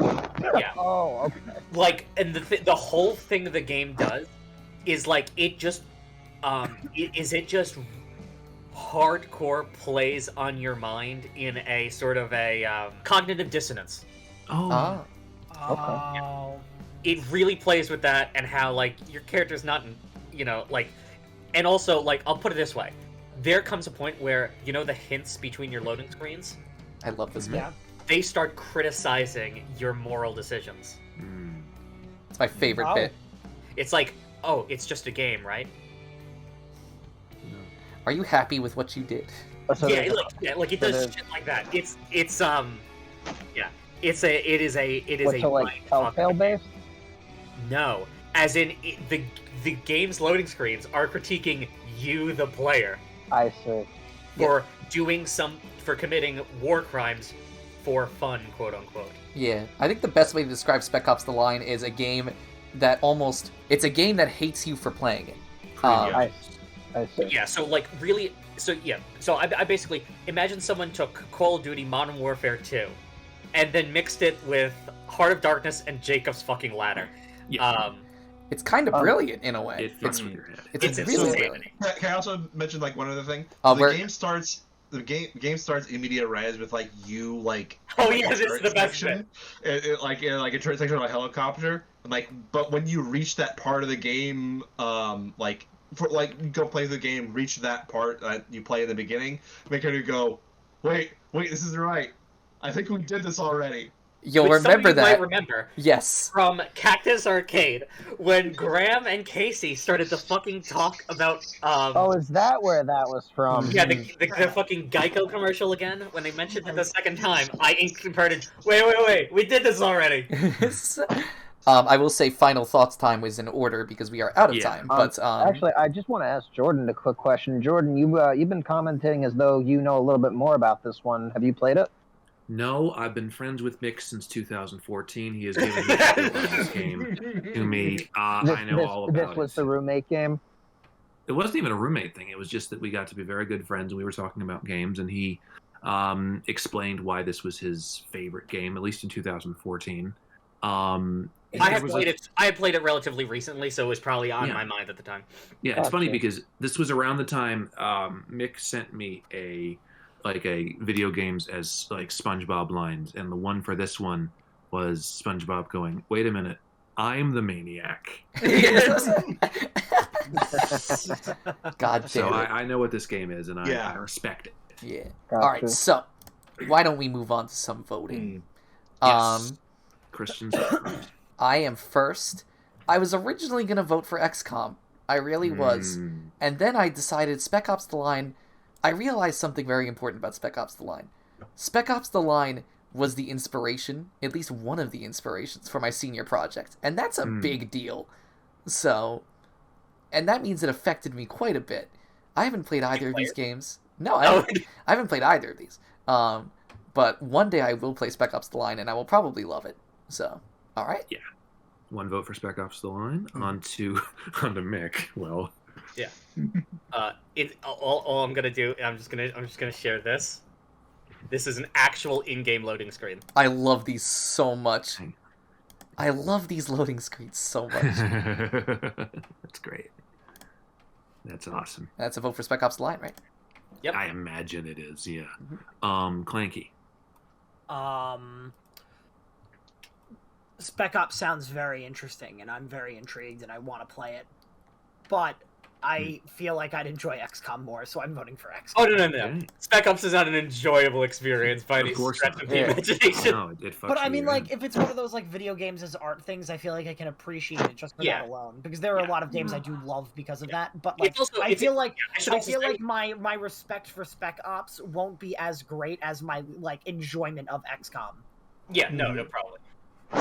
Okay, I wouldn't that's one necessarily, vote for XCOM. say yeah. Because also, like, on the other hand, Spec Ops is also just kind of like a really middle of the road third-person shooter, to the point where actually a lot of reviewers took off points because it had like a really dumb and like thrown together multiplayer mode, and there were a lot of other critics that are like, "What the fuck are you guys doing?" Yes. all you're telling the company is, well, you should have taken more. You should have spent way less effort on the main storyline and way more effort on the multiplayer, and you don't want to tell people to do that. You don't. Yeah. No. Graham. This is so hard for me because I should vote for Spec Ops because it is like better, like it has like more themes and like thing is. However, I haven't played it, but I have played XCOM and I played a lot of XCOM. You killed all of us, Graham. You owe it to us. All right. And I'll do it again. So that's an So Graham is going with Vote for XCOM. XCOM. Okay, good. That's 2-2. The XCOM organization does not condone the killing of unarmed civilians. But this is Taylor. real, so why should you care? Taylor, you are the tiebreaker. Taylor tiebreaker. Well, listen, this is a pretty. Even though I haven't played either, it's a pretty easy thing for me because to Spec Ops' detriment, I don't really like third-person shooters. Although that morality thing that does sound interesting-ish. So I will give it the props for that. The other thing is I have to ask myself every day, which one of these games is going to play more closely to Mario and Rabbids Kingdom Battle? Oh my God. Oh no. Weirdly, Spec Ops the Line. I Yes, clearly. really like. Can I just say? Can I say, weirdly, there is a whole like squad tactics mechanic in Spec Ops The Line, but no, 100%, 100. Like I know exactly what you're saying. I'm just saying, like there is weirdly a case in which it kind of does, but yeah, for the most part, no. I understand. I'm not going to hold it against you too much. I never thought I would enjoy Mario Rabbids Kingdom Battle as much as I did, to the point that I was never going to play XCOM, and now I'm very excited for when I do. The Mushroom Therefore, Kingdom does not condone the killing of But this is what you care. so my That vote was is so for good. XCOM. All right. Okay, wow. All right, XCOM wins 3-2. That was a fun one. Did Yeah, I not finally expect won that. one. I just realized this is going to be a pretty even bracket, by the way. I don't think any one of these things will necessarily guarantee a win. Yeah. I Spec think Ops it's The Line's funny. gonna take no fucking prisoners in the losers bracket, though, probably. Well, Lizard's bracket is always the hostile one. Yeah. Yeah. It's true because that's where you're fighting for your life. At least up here, it's still cozy. Yeah. Right. I have to go against two of my picks. Mm. I'm trying to go against each other in the losers bracket. Right. Moving on to the next bracket, we have. Oh boy. Can you say it, Jordan? No, I got it. I'm just boying in that we're talking about another Dangonronpa game. Dangonronpa 2, Goodbye Despair, which is a Christian pick, versus Mark of the Ninja, which is a Taylor pick. Intriguing stuff. I'll give you the usual 8 minutes to discuss these, starting in 3, 2, 1. Go for it. How do we start this one? You can start with Mark of the Ninja. I don't have much to say about Danganronpa 2. Please start Mark and Ninja, because up until today, I've never heard of Mark and Ninja. Okay, so all right. Well, let me say first of all, I almost didn't want Danganronpa 2 on here because we had already talked about Danganronpa 1. But I should say Danganronpa 2 is my favorite Danganronpa, and therefore this vote is going to be kind of difficult because it's the same for me. Because agreed. I'm No, no, no, you want me to talk about Mark of the Ninja? well, I'm going to need your help, Mick, because it has been a while. I actually had to rewatch a trailer just to remember what I played, because the thing about Mark of the Ninja, right? Mark of the Ninja is a 2D stealth action game that I feel like is probably objectively one of the best stealth games I've ever played, because it's I don't remember a ton about it, but you're a ninja who is tasked with doing ninja things, and you can stealth kill or not kill. I don't remember the game. I don't remember the game, and I knew it. I had a whole month to prepare, and I'm like a month ago. Taylor, check out.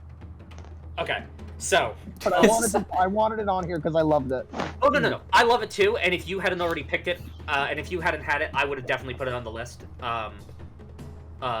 Like it's like I probably should have put it on here except Journey instead of Journey, but like I don't know, I felt pressured. But you didn't see mine before you made yours, right? No, I didn't, but I felt pressured to put Journey on there. I'm like, I mean, it's Journey, I gotta put it. Someone else will probably have it, and I'll be able to swap in Mark of the Ninja.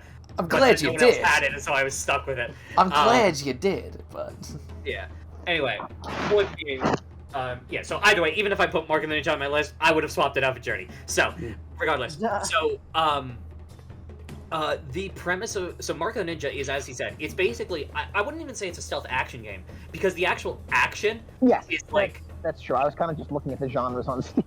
Yeah, no. So it is a 2D stealth game with the sort of graphically it looks like a Saturday morning cartoon type thing, or a really in-depth comic book. Yeah, I don't know. It gives me more sort of like Teen Titans, Jackie Chan Adventures, like that sort of era of like Saturday morning cartoons, with like and it's got this sort of very exaggerated cartoony art style, and the whole premise is that you're playing as this ninja trying to stop an enemy ninja clan, right?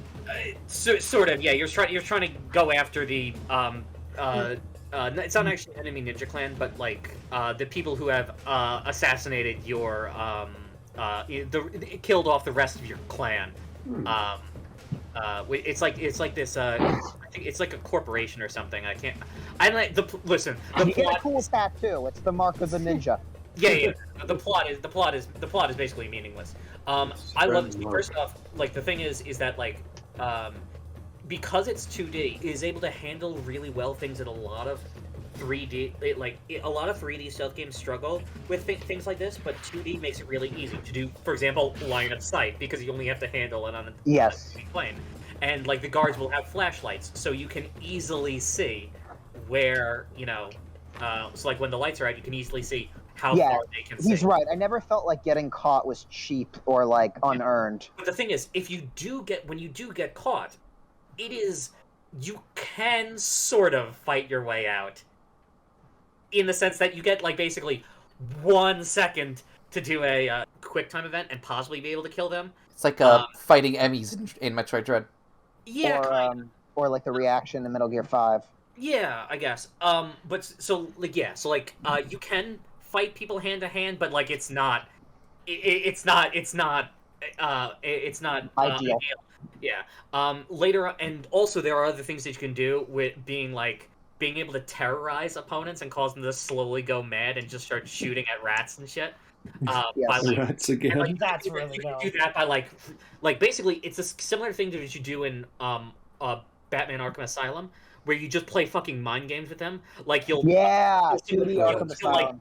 You'll wrap a chain around someone's neck and then hang them from a lamppost. And then so like the guard will be like, "Oh, why are the lights off?" They turn on the lights and there's like a dead body hanging from the lamp. And they'll just freak out and start shooting at shit. I'd like to pause y'all just for a second, just in case anyone has anything to say about Danganronpa 2.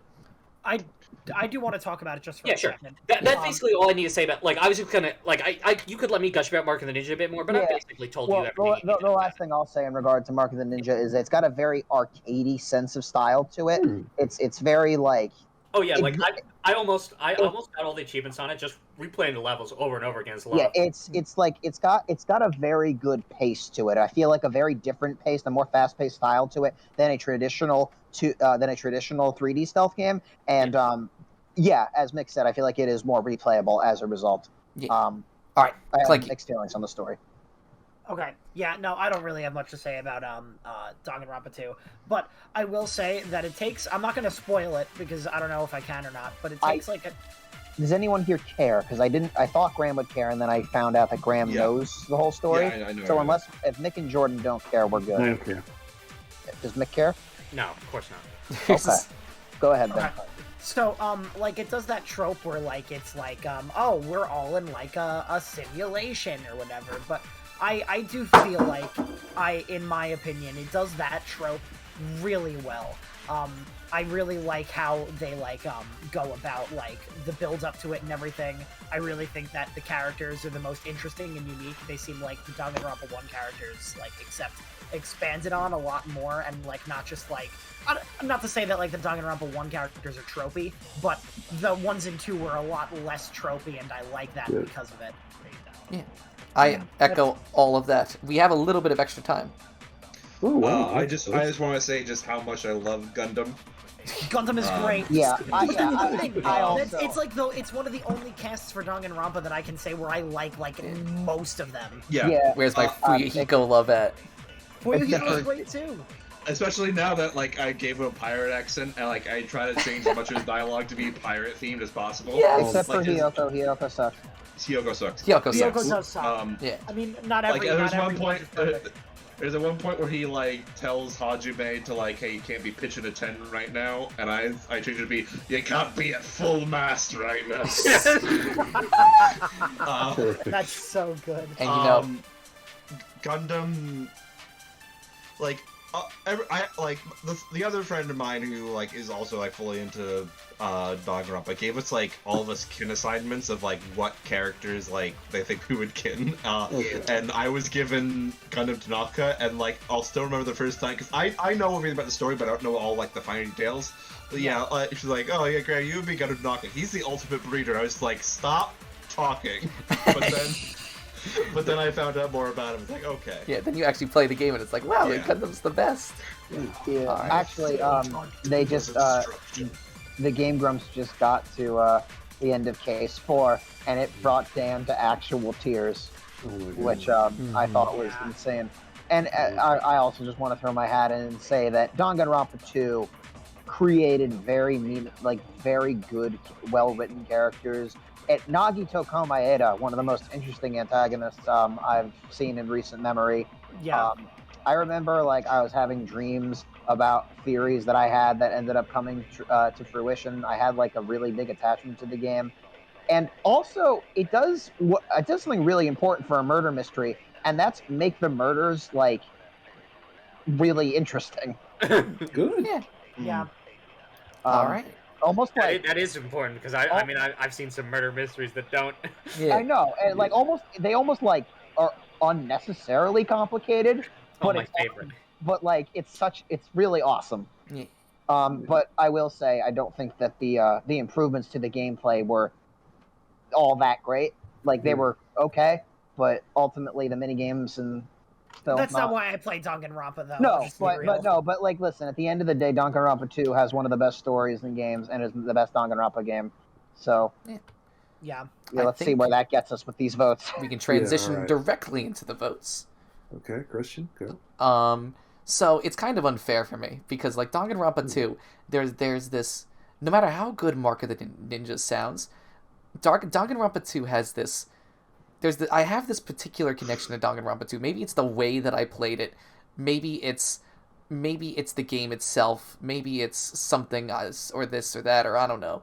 But I have a really kind of personal connection to Danganronpa 2, and it feels like, despite only playing it like 2 years ago, is a very nostalgic game to me.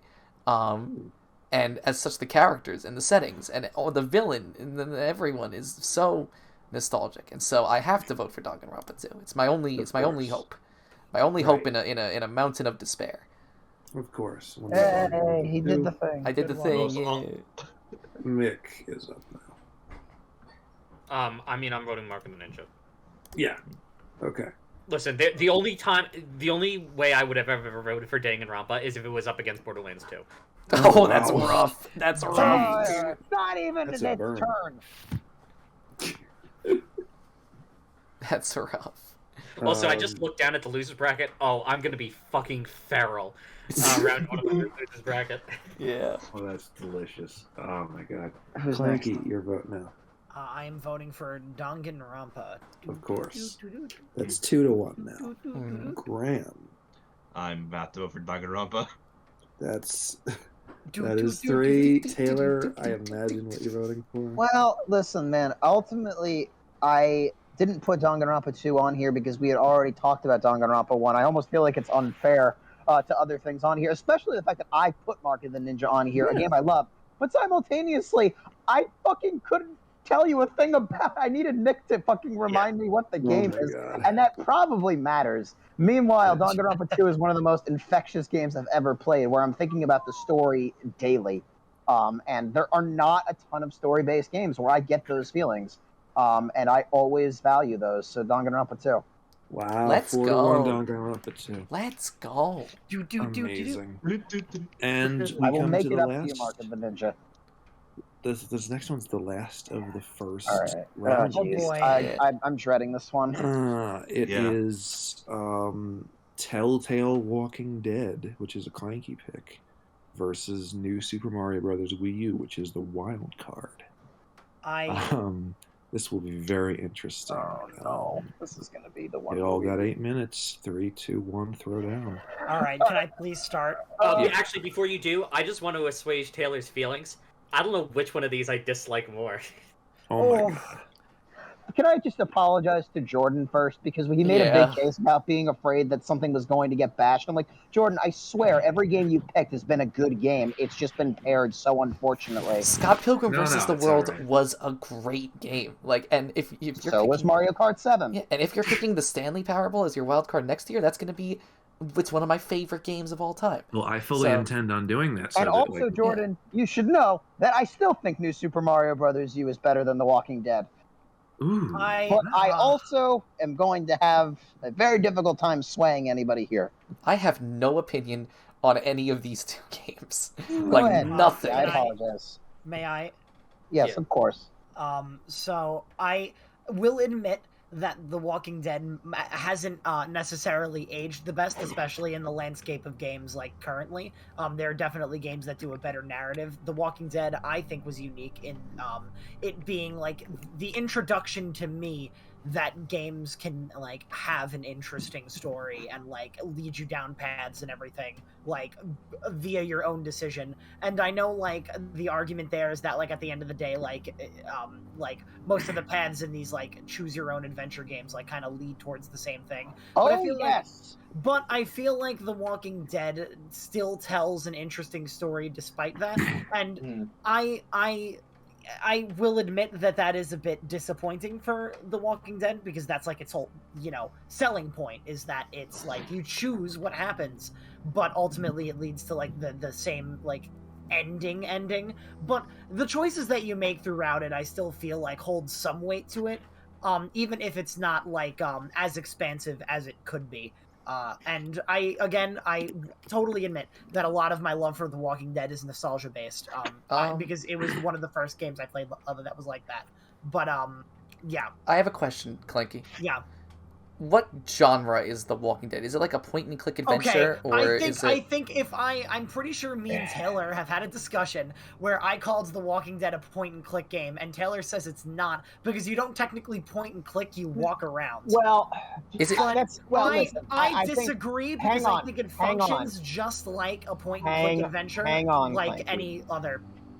Hang on, Clanky. I will admit that this was Telltale's first game that wasn't a traditional point and click game, but it was in a transition phase that they did have a couple, and I stress this heavily, a couple, by a couple I mean maybe 3 actual point-and-click puzzles. The interface was that of a point-and-click, but the gameplay, if you're going into The Walking Dead expecting a point-and-click adventure traditional experience, that is not it. Now, what I mean, about that's the word right there. I would go even further to say that it is its own, and to its credit, it's kind of its own genre. now? But I think, like, if you had to compare it to, I guess, like, that you can make the argument for that, but if you had to compare it to any genre that already exists, the one that fits it most closely is point-and-click adventure. Right, but it's not a matter, you don't have to fit something so tight that you force it to fit. You can create your own separate. Yeah, but I mean, like, genre. if you go into it with the mentality of, like, I want to play a point-and-click adventure, yeah, you're not getting, like, a traditional, like, I'm literally pointing and clicking adventure, but you're still getting the same experience. No, because in a point-and-click adventure, you need to use your brain to solve puzzles and get stuck and think about things. Okay. Let's stop, because the genre of the game literally does not matter. No, I know. Oh, it mattered to me. That's why I asked the question. Like, Christian, you've seen a Telltale game. That's The Walking Dead. I have played a Telltale. Taylor, would you say that this game is in any way similar to Tales of Monkey Island? No. It's not Not similar even to slightly. No, not at all. It is a lot more story-based than puzzle-based, to be fair. Okay. No, that's what I'm saying. That's why this is important, because this was a very different shift in gameplay and narrative. As far as I can recall, almost no puzzles in it. Like that's what I was saying. When I said a couple of puzzles, I really meant like there are 2 instances where you can use an item, and it's not even like something you need to use your head to. It's more like interact with this experience. Here's a door that you could very easily pry open with a crowbar. Oh, no, that's what I mean. That's not a fucking puzzle. Exactly, but like the act of pulling an item from your inventory and using it to progress. Okay. Technically exists. Okay. Twice. Can I? All right. Let me just do some actual talking about The Walking Dead. We may need to go over 8 minutes on this one. Oh, I don't want to go too much over 8 minutes. But we haven't even talked about Mario yet. We do. I fully agree with like the line of thinking that Telltale games like market themselves as, oh, you can like completely alter the way a story is told, and that doesn't really happen. Because I've always felt the marketing for Telltale should have been, you can make this story more of your own than in any other game. Like even like the little things like dialogue options, cause like someone else might not choose that same thing. Even if it's not radically changing the gameplay, that is creating something more unique to the player. Yeah, you might choose to not say anything and then tell someone that your wife is cheating on you. Yeah. She's The Walking Dead. The Walking Dead. Dude, I don't think it's that. The strength of The Walking Dead comes from like all of the questions that it asks you to solve, or what would you do if you were in the main character's position? Like, for example, the biggest thing for me is with Lee. Lee is always facing 2 choices with Clementine of does he. By the way, Graham, just be careful for Christian's sake. Definitely don't spoil. I'm not going to talk about broad spoilers. Yeah, but just to be careful. You definitely should play it. How much do you protect Clementine's innocence and like what makes her like Clementine versus how much do you try to prepare her for what this world actually is? It's just a very unique sort of dynamic that you don't really see a lot. Like there have been so many video games that are about like a pseudo father figure and a pseudo daughter figure, but this has such a unique spin on it and how it tells this story. It also asks you like other things like Lee is a convicted criminal. At what point do you mention that to your other compatriots? Because should they know? There's also one of my favorite things about it is there's one person in your group that, despite so hard how much he tries not to, keeps fucking up. Mostly not for things not out of his like resolve, and the game asks you, okay, do you try to hold on to that person who, despite their best intentions, is just kind of a fuck up, or do you like leave him go because he might be a fuck up in the future? That's why I like The Walking Dead. On top of like all of like their characters and little nuances here and there. Graham, I hear what you're saying. However, Yeah. I have heard very similar arguments, like the one you just used, to describe why it's okay to railroad your players in tabletop RPGs. Okay? Well, these are very different experiences. Like, just No, I get they're two different mediums. The problem is, I think in some ways the principle still remains. And so I don't think that, oh, well, what are you doing in this situation is not nearly as interesting a question as you might think. I disagree with you there, Mick. I also have to disagree. I'm with Mick on this one. Just on the basis of also video games like I don't think Telltale like at any point was like, oh, we're just gonna have everything lead to the same. It's like, no, we only have the resources to do this amount of things. As much as we would like to do a whole bunch of other things, we only have the time, budget, and resources for all these. That's reasonable as well. All I wanted to say was, though, is that that argument doesn't sit well with me. For some reason, you saying that just really like made me sick to my stomach hearing it. Like something about that argument, like really like damn triggered me, and I'm not entirely sure why. That's some fire. You also said that you don't really care about The Walking Dead, so that might also be. No. It's got nothing to do with that. You could use the same exact argument for any of the Telltale games, even in franchises I do care about. I think for me, what frustrates me so much about how people perceive The Walking Dead is that everyone tries to pretend that anything you do has a profoundly different impact and experience on the story, when I feel like it's really just a variation of the same choice that ultimately leads to a slightly different variation of like the same things are always going to happen, and like in like way too much so, in a sense that I feel like your decisions are almost pointless. Yeah, and that's my thing, because like listen, if the choices you made actually had like a profound impact on things, then I could maybe see your argument, Graham.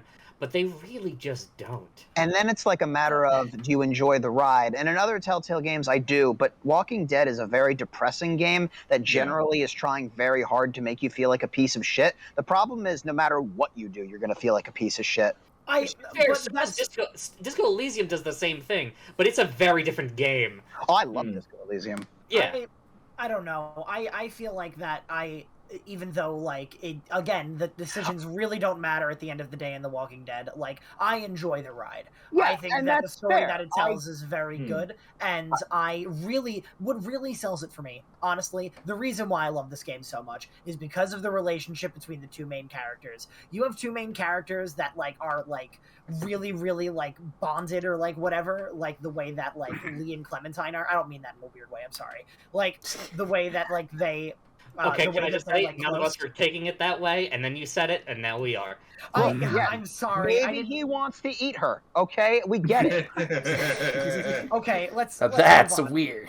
Let's move on.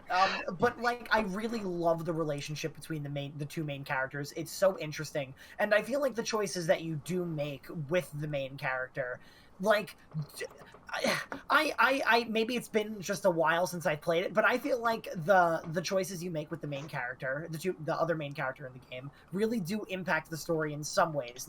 Not major ways. I'm not claiming that, but like they still impact the ride, so to speak. Like instead of maybe going directly to your path, you take a scenic route.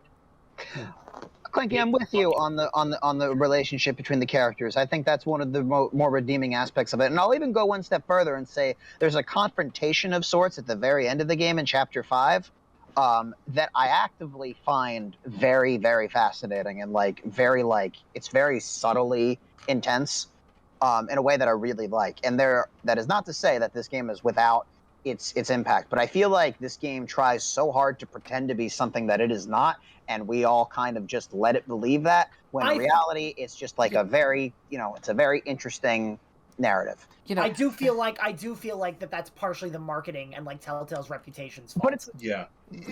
I mean, But this is the game that gives them that reputation, so it's not like Yeah. This isn't. This game alone did not give them this reputation. Yes, You're keeping it did. like I'm no. It kinda did. Maybe other Walking Dead games did, but I feel like this one was still like pretending that it like does have a choice. I'm not saying that like this game actually the choices do matter. That's not what I'm saying.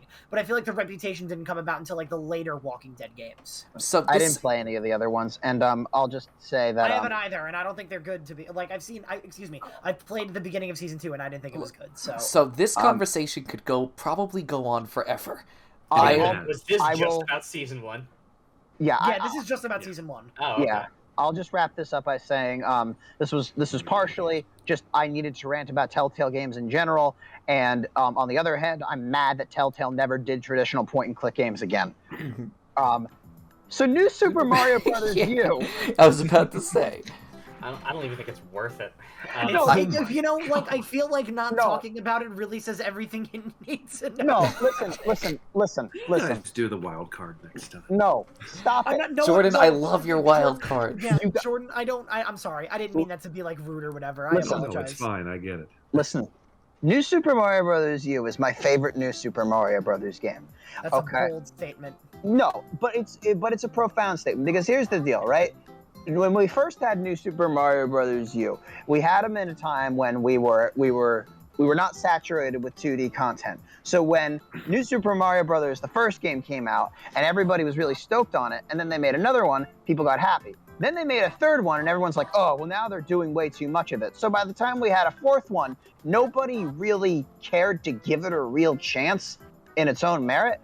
But the reality is that New Super Mario Brothers U is the first modern Super Mario World. And that to me, Super Mario World was my favorite 2D Mario game. Actually, it might still be. Until I played New Super Mario Brothers U, because you harken back to that really interesting world map with those interesting designs, secret routes. You get a cool flying suit, and you get to become a squirrel. And it's still complemented by good level design that I feel like people want to play the samey card, but at the end of the day, it's still really good Mario, and it's packaged together in such a way that just ever so slightly makes it a little more fun than all of the others. On top of that, it's coupled with all of these DLC level packs that keep the value really high, and that's saying nothing of the DLC where you get to play the whole game again in a modified speedrun state with Luigi. There's a lot there. I know that it's samey, but if the argument is that it's samey, that says nothing on the quality of the actual gameplay. I will say that I do hold a bias against this game because of how, as you said, how samey it is. And if you do look at it objectively, I feel like it's on par with every other new Super Mario Brothers game. Exactly. But I feel like the difference is that if you go back to when they were doing this in 1985 to 1990, each new at that time new Super Mario Brothers game felt different and was unique. I mean, barring the weird shit with 2, let's just ignore that just for a second. If we just go with 1, 3 in World, but 2 isn't a real game. Yeah, 2, yeah, exactly. So I don't know. It just feels like each one of those games has its own identity, while this one just is lumped in with the identity of the other ones. And I take that from the perspective of someone who got a Wii U for Christmas and beat this because this was the only game they had besides Nintendo Land. So I've experienced this entire game, and I think that it does have its interesting and unique moments, but there's never I never want to play this game again. I have no interest in ever playing this game again.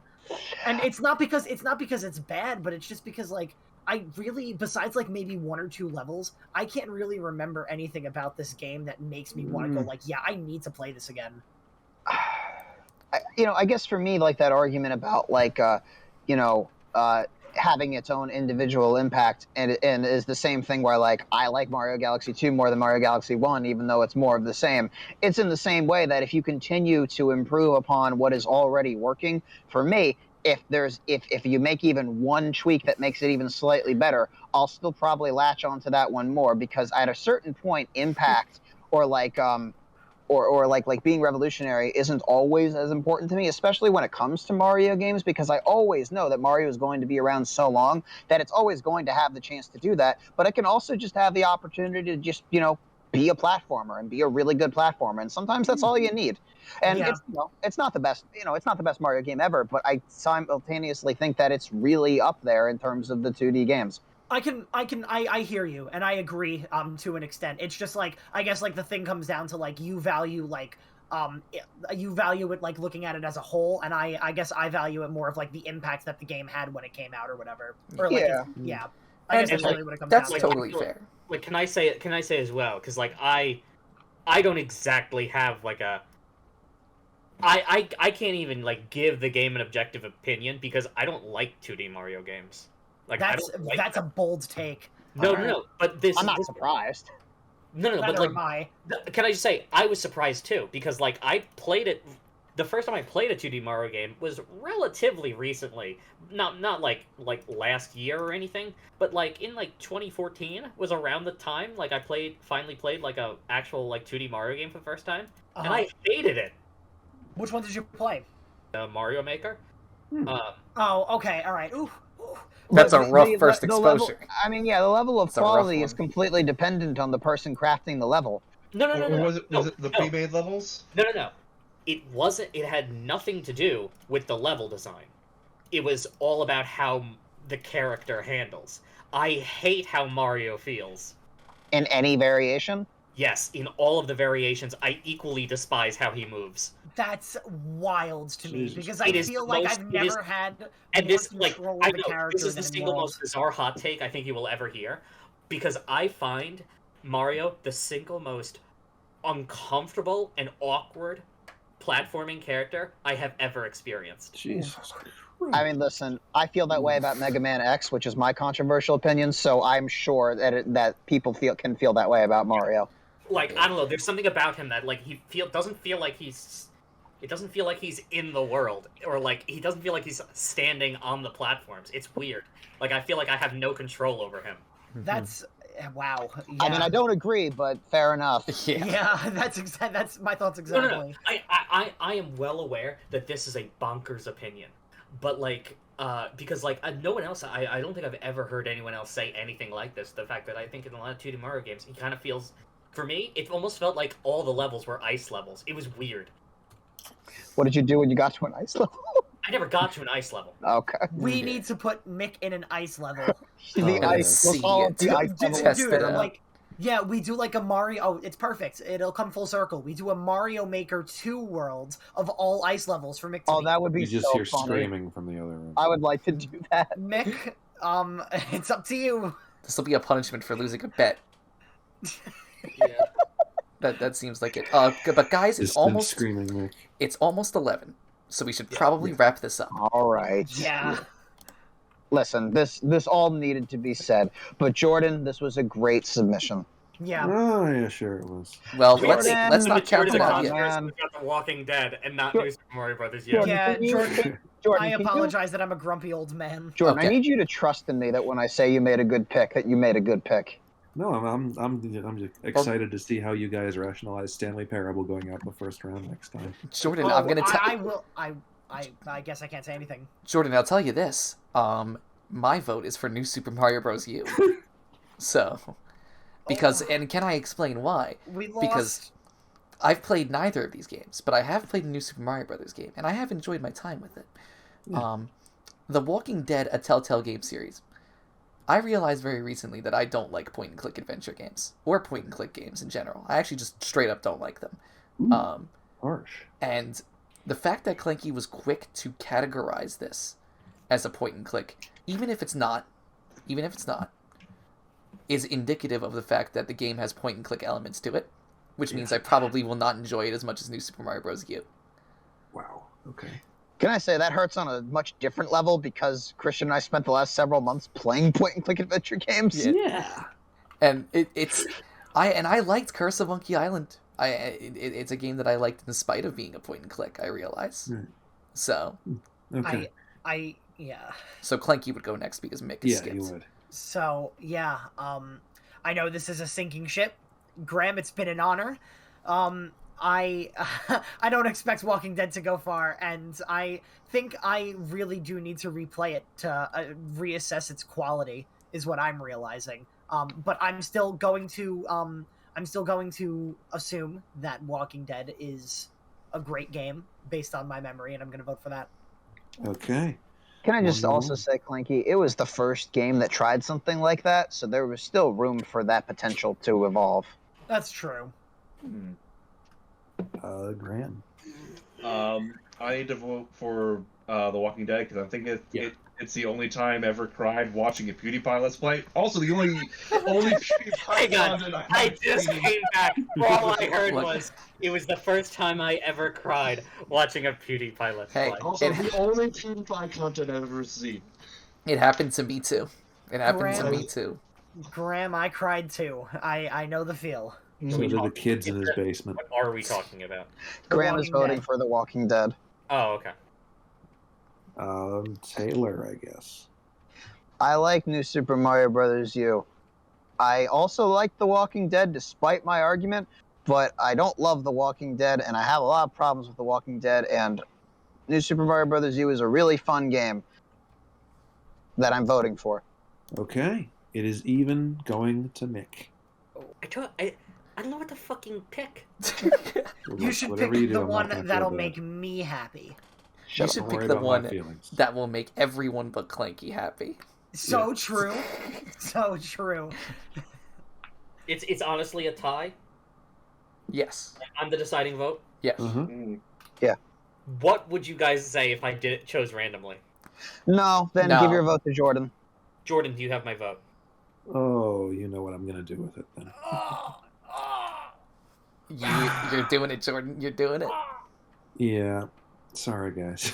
Yes! Yes! Mick, are you sure about this decision?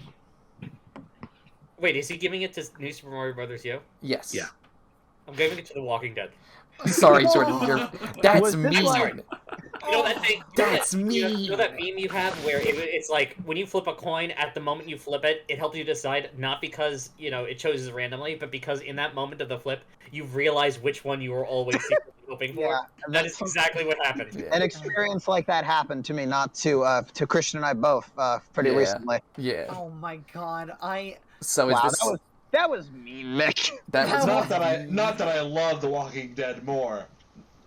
So this score is accurate? I don't know. I honestly hate it. don't know. I hate I it honestly less. don't know. There was just like this one. Like I'm just like, no, I can't let that. I can't let this happen. I just want to confirm with everyone.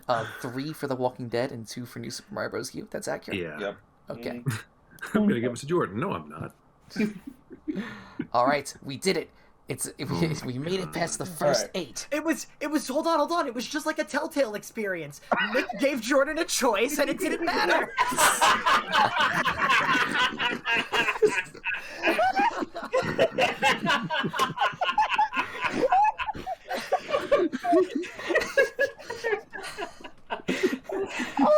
Oh, I'm so proud of you right now.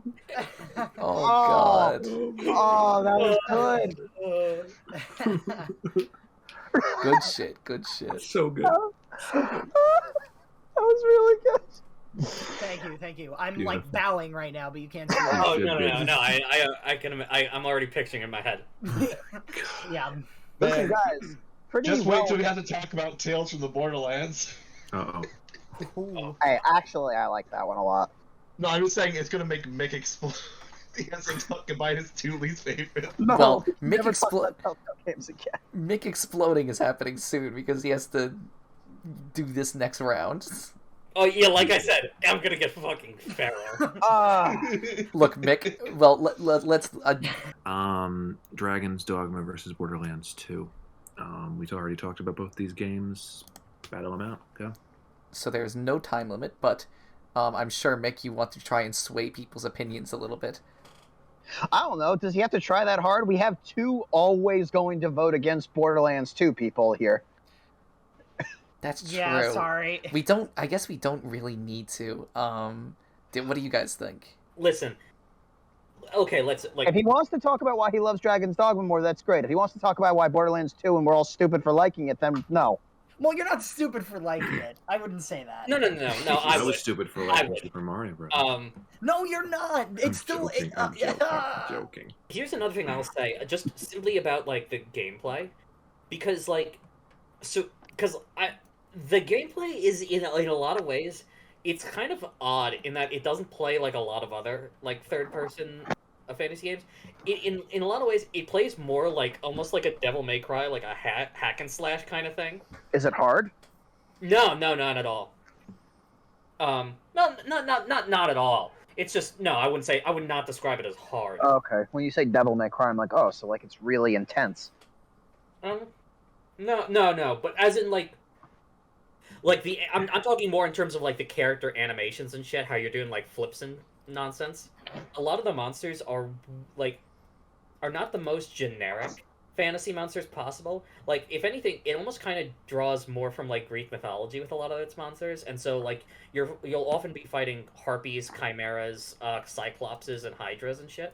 And also like there's goblins and trolls and whatnot. But like it is interesting just to mention how often there's like weird like Greek mythology creatures showing up instead.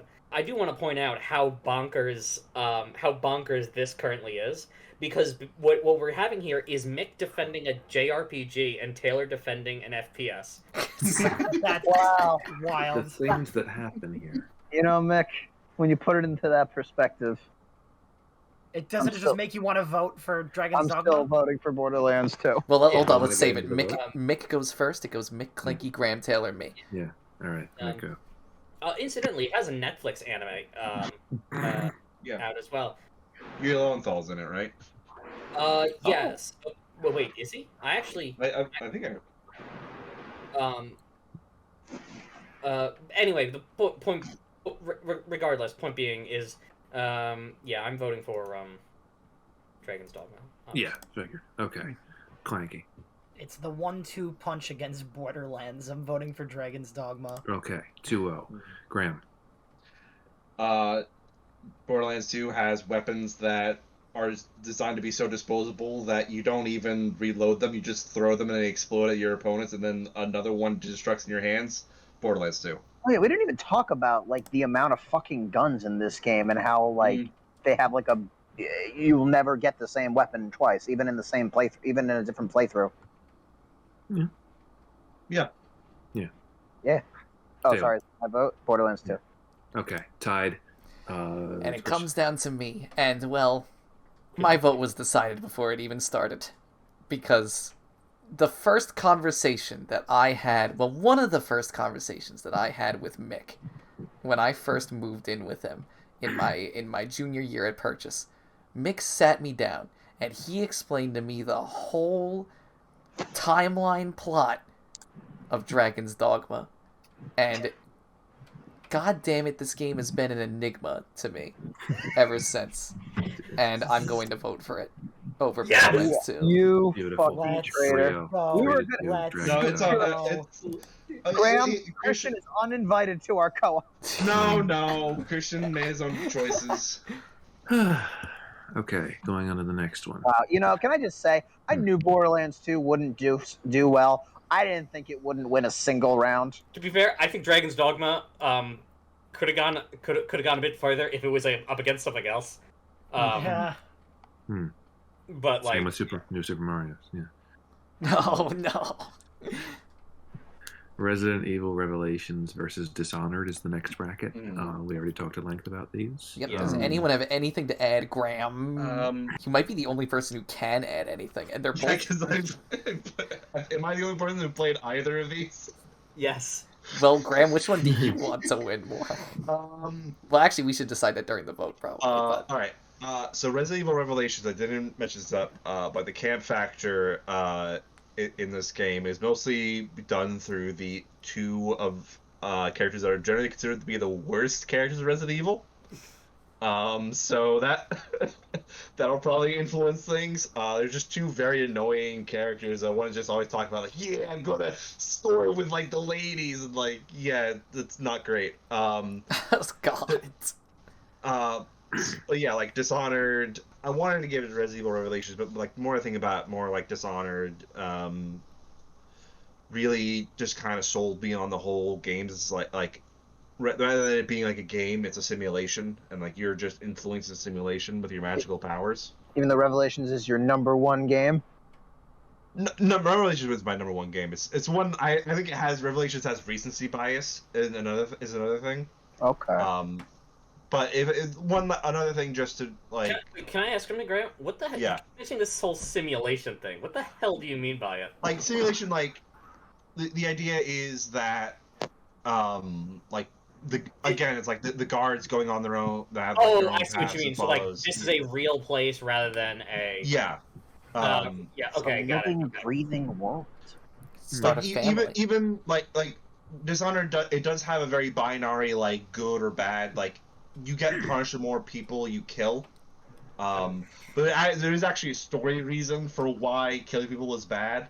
That's because currently the city is going through a plague, and the more dead bodies leave behind, the more the rats will feast, and the more they'll spread the plague. What's the name of the city in the game? Oh fuck, why can't I remember? Bubonic. Is it? It's not like no. This shit is bubonic. Shit is bubonic. Dunwall. Oh yeah, I was thinking Dunkirk, but Dunwall does not condone the killing of unarmed combatants. But this isn't real, so why should you care? I want this to be a meme so bad. I want this to be a thing. Anyway, So Graham, are you voting for Dishonored? well, it's not Graham's vote, so you have 2 votes to think about it, actually, Graham. It is mixed for. Dishonored? I think I'd enjoy it more. Okay. But also, just my based on the only thing I knew about Revelations going in, and my general aversion to playing overly horny games. Jill isn't even the most horny character. It's literally like a scantily clad woman that keeps throwing herself at Chris Redfield. At one point, he just literally throws her off of him. It's amazing. Be gone, I thought. can't wait for when we do Honey Pop. No. Don't scare me. Is Honey Pop gonna be on this list? I don't know. Don't scare me. Oh, I can make it happen, my friend. I mean, we all have the power to put Clanky, I love how you're sending it in the tone of voice of like, don't threaten me with a good time. Yeah. God. Hey, Honey Pop is a good time. Yes it is. Are you people crazy? Are you No. people crazy? Have you played it? No, I've seen all of it. So maybe I'm missing something. Yeah, It's fun. I've played a bit of it, but like I only really got experience of it because I like watched this YouTube channel. It was kind of like underground. It was called WoW Games? Yeah. Yeah. Wait. Yeah. Yeah. Wait. Yeah, that one. Oh no, I'm sorry. Gamers of Dawn. Yeah. That one's the actual one. Clanky, it is your vote. I'm voting for what was it? Resident Evil. Okay, tied 1-1. Yep. Graham. Jordan, I'm going to give it my vote to you. I'm not going to take it away. I promise. That'll help. Jordan, you're in a Telltale game. You have to watch yourself. Don't trust these lies. Well, I would actually. Jordan will remember this. I was just gonna say that. All right, then I'm going to do something bonkers and go for Resident Evil Revelations. Okay. 2-1. Taylor, your turn. Listen, this is probably the most difficult one just because I don't have particularly strong urges for either of these, but I definitely at one point was prepared to play Resident Evil Revelations, and I'm not necessarily. It may even be that Dishonored might even be better if I played both of them, but I really don't have enough of an image of Dishonored to pick it over Resident Evil Revelations. So I'm voting for it, but I don't care that much. Okay. Wait, so the votes for 3-1. I am 3-1, voting for yeah. Revelations. Yeah. Okay. And Christian. And it comes down to me, and I was going to vote for Resident Evil Revelations the whole time. Wow. So 4-1. Wow. Okay. Let's do I it. was not expecting that. Journey versus Spec Ops: The Line. This one is rough because I know what I'm voting for, and I don't know. I know which one I'm voting for as well. Oh, Do yeah, we- clearly. Do we all know who we're voting for? Do we just want to hop into I'm it? good, yeah. All right, cool. Nick is first. Right? Nick, I'm voting for Spec Ops: The Line. Okay, figured. It would be Clanky next.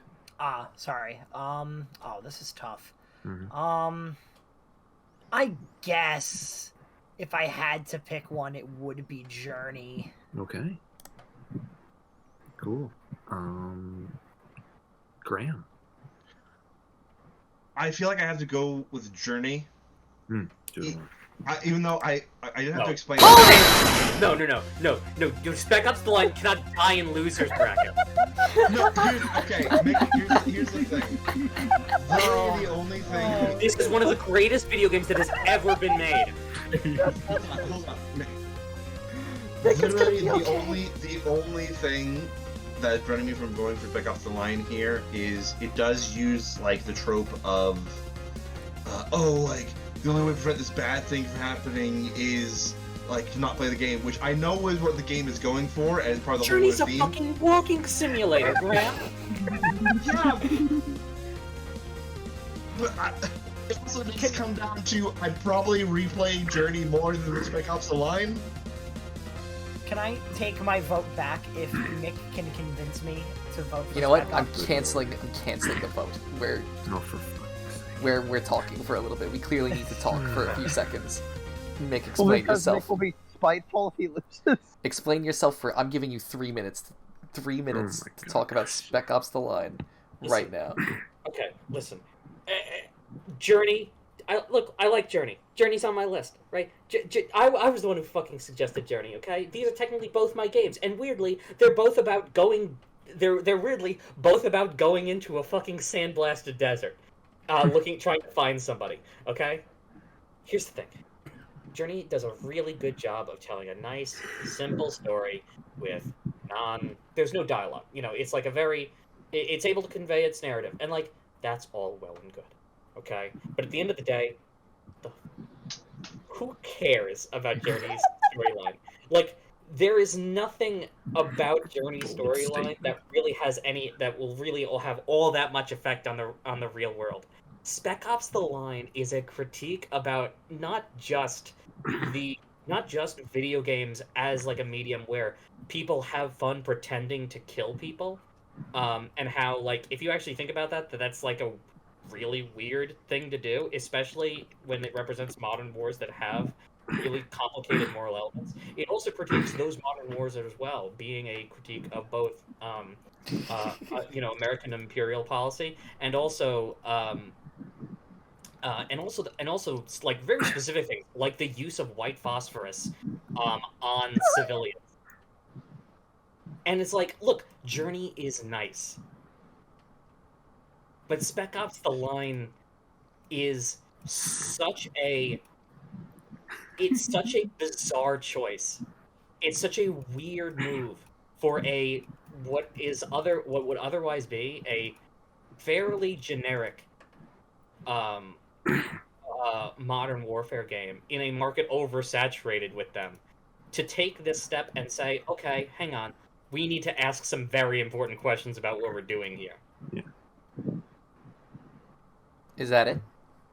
I think so. Of course not. All right. Yes. We're done. Okay, I think Actually, there's Mick one last has- thing. Nick has swayed me.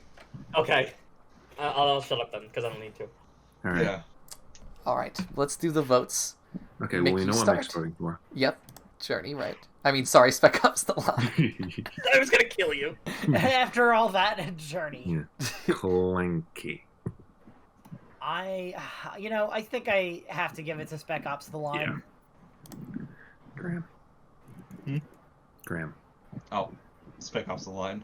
Wow. Taylor. Can't believe Mick's anger is going to bring Spec Ops from being a first I round should try loss, that sometime.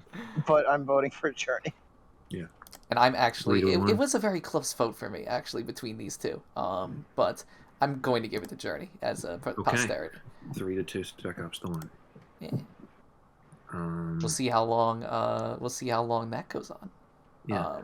Mark of the Ninja versus New Supreme. I don't think this is going to be even a contest. You hate to see it. You really hate to see it. I have no attachment. You guys can murder it. Go. All right, Mick, you start. I'm voting for Mark of the Ninja. Yeah. Mick voted for the Mark of the Ninja, Clanky. Can I hear? I just have to ask a question really quick. Mark of the Ninja is a stealth game, yes? Yes. Yeah. How many platforming elements does it have? It's got some mobility mechanics. Yeah, There's a really fun that you can grapple onto a lot of things. Yeah, and I'll like, say this: like the platforming is rarely a challenge. Like there are It's some not a bits where it is. Okay. What? it's not a platformer. I mean, in terms of like bare minimum mechanics, it is a platformer in that it is a game in which it is a 2D game in which you jump between platforms. But like the platforming is not the challenge. Okay, I'll say this. I think that if I played Mark of the Ninja, I would enjoy it more. But I am giving it to New Super Mario Bros. U only because I can at least say when I played it, I enjoyed the experience, despite the fact that it was unmemorable and I really just never want to go back to it again. Like, I can't say with certainty that I would like Mark of the Ninja because I'm not a big stealth game guy. Wow. All right. 1-1. Graham. I have to give it New Super Mario Bros. U because I have Oh. not heard of Mark of the Ninja before Oh, today. I'm not like this. Oh my god. Taylor. Maybe Christian should go next. Christian. I'm gonna vote for New Super Mario Brothers Oh U my. because Wow. because I don't like stealth games that much either. Oh, dude. Taylor for posterity. You know what? I was conflicted because I had to choose between these two, and I don't really know which one I would choose if I had to objectively sit down and decide which one is better. But because it's already decided that New Super Mario Bros. U is going to win, I'm voting for Mark of the Ninja. Okay, 3-2. Wow. Okay. I can't believe it. It was a really Wow. lucky draw that it Two got. and a half this. hours on the first round. If it got Dude, any other this game, League of Legends tournament is insane. if it Yeah, got it is. any What are we? other, Illegal? So that's it. Well, We're just some if- kind of League of Legends. If you look in the top, it says that we're playing League of Legends. Oh, right now. yeah. Yeah. right up here. Oh, the misery! Everybody wants to be my enemy. By the way, can I say my favorite thing about Shut up. watching Arcane was learning how much Christian just hates Imagine Dragons. I they're don't awful. like. Imagine, I don't Imagine like, Dragons suck. Yeah, Imagine they're Dragons terrible. suck. They're terrible. Since I'm a music major, all my opinions on music are correct, by the way. It's Oh, yeah. true. So Remember true. that one time in the episode where like they just played like the music video and it's like them like the Oh yeah, band Imagine Dragons were in universe. It was Those wild. fuckers. Yeah. All right, so I we like should move the on to song. our next Okay. vote. Kid Icarus Uprising against Game Dev Tycoon. I I'm gonna honestly say. don't think this will be very close. I'm gonna say one thing. Yeah. And you've all probably already decided already. Don't vote for Game Dev Tycoon. I picked Yeah. both of these.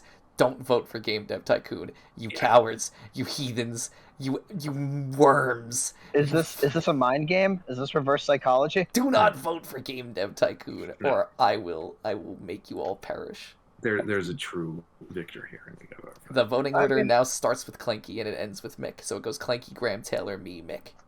Okay, Yeah, fine. it's I love game dev, but it's no contest. It's Kid Yeah. Icarus. Of course. Graham. I have only played Game Dev Tycoon. Christian, like, I'm sorry, but you can't really make me... Like, I put many, many hours to Game Dev Tycoon. It is one of my go-to just play it while I'm listening to something games. I have to go Game Dev Tycoon. Graham, you need an Wonder Woman. uprising. You need an uprising in Okay. your I mean, life. I plan on getting it. Once you do, you'll understand. 1-1, Taylor. I mean, Christian, you just put everyone up at gunpoint to vote for this when you knew that you, me, and Clanky were all going to vote for Kid I don't Icarus get- Uprising. I wanted a 5-0 what I mean. sweep. That's what I Well- wanted. Okay. I don't think that's happening, but you can have my vote for Kid Icarus. Of course. 2-1. And I'm Christian. gonna vote for Kid Icarus Uprising. Obviously, 3-1. Mick. I like my thumbs. I'm voting for Game Dev Tycoon. Okay, 3-2. I'm you know, Are you going to throw a fit because Kid Icarus Uprising, but not well enough? Wow.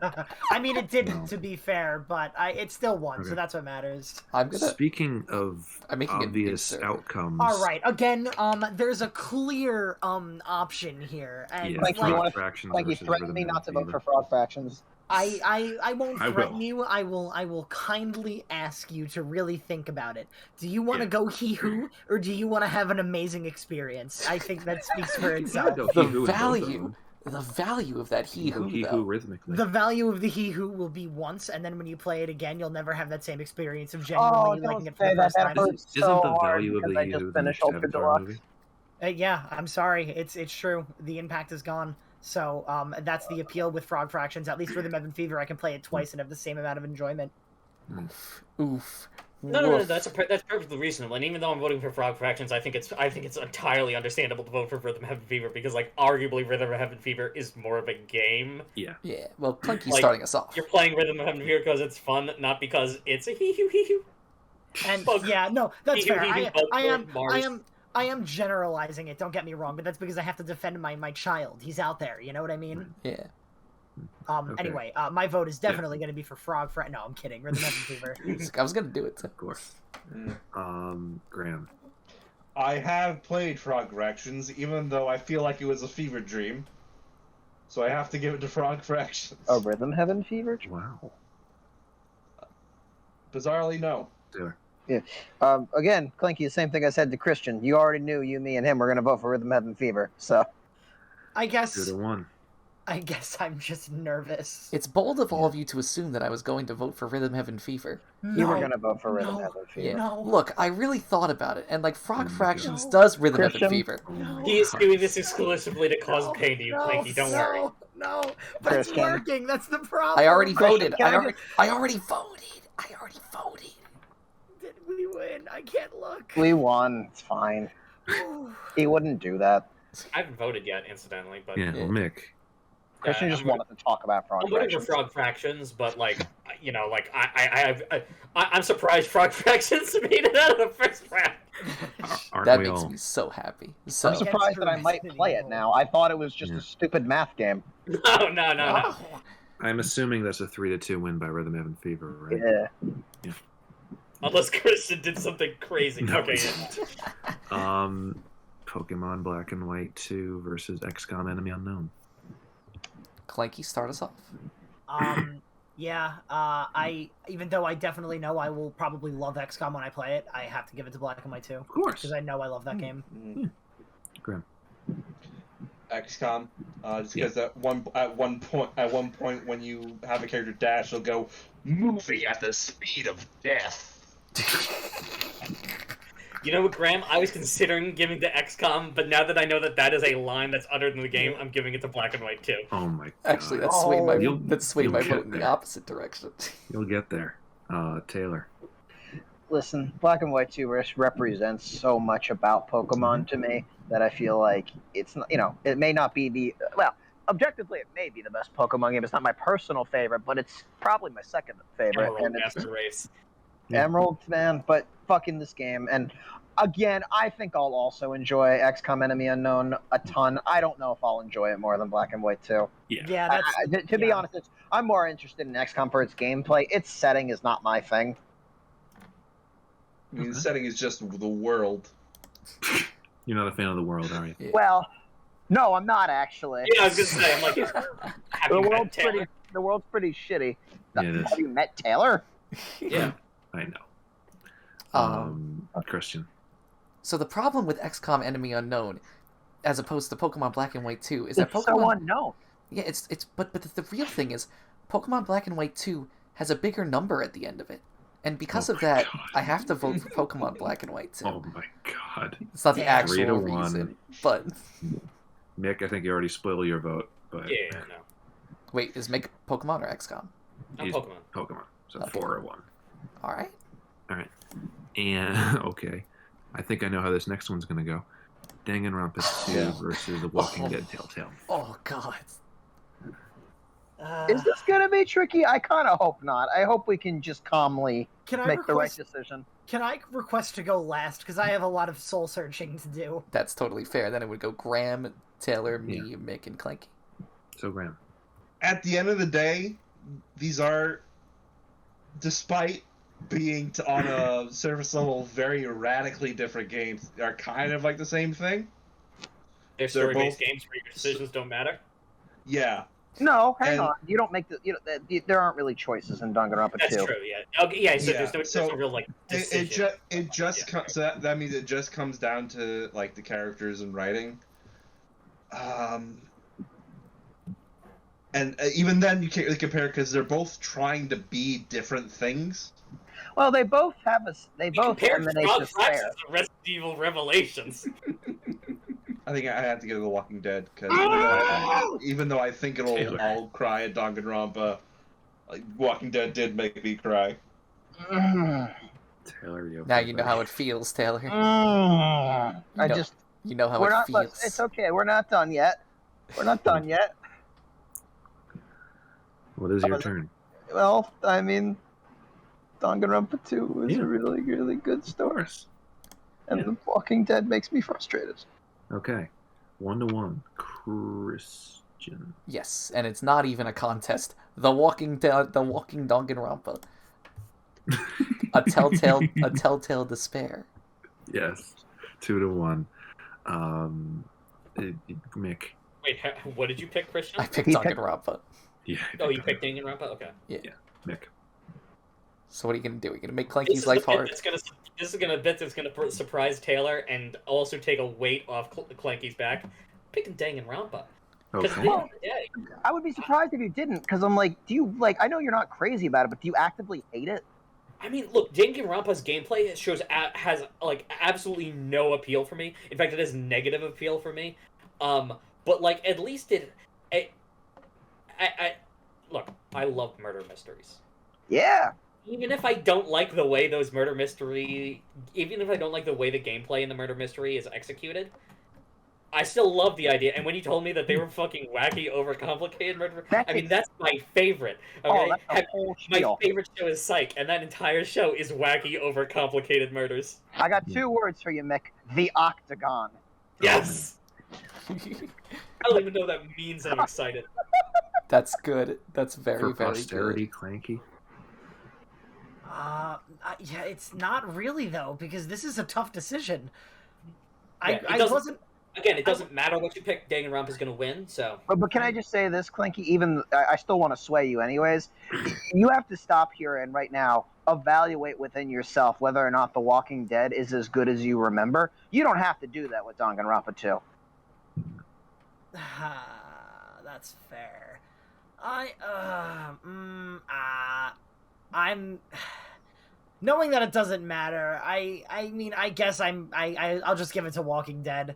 I feel like I should because, but I desperately want to replay the game now. Okay.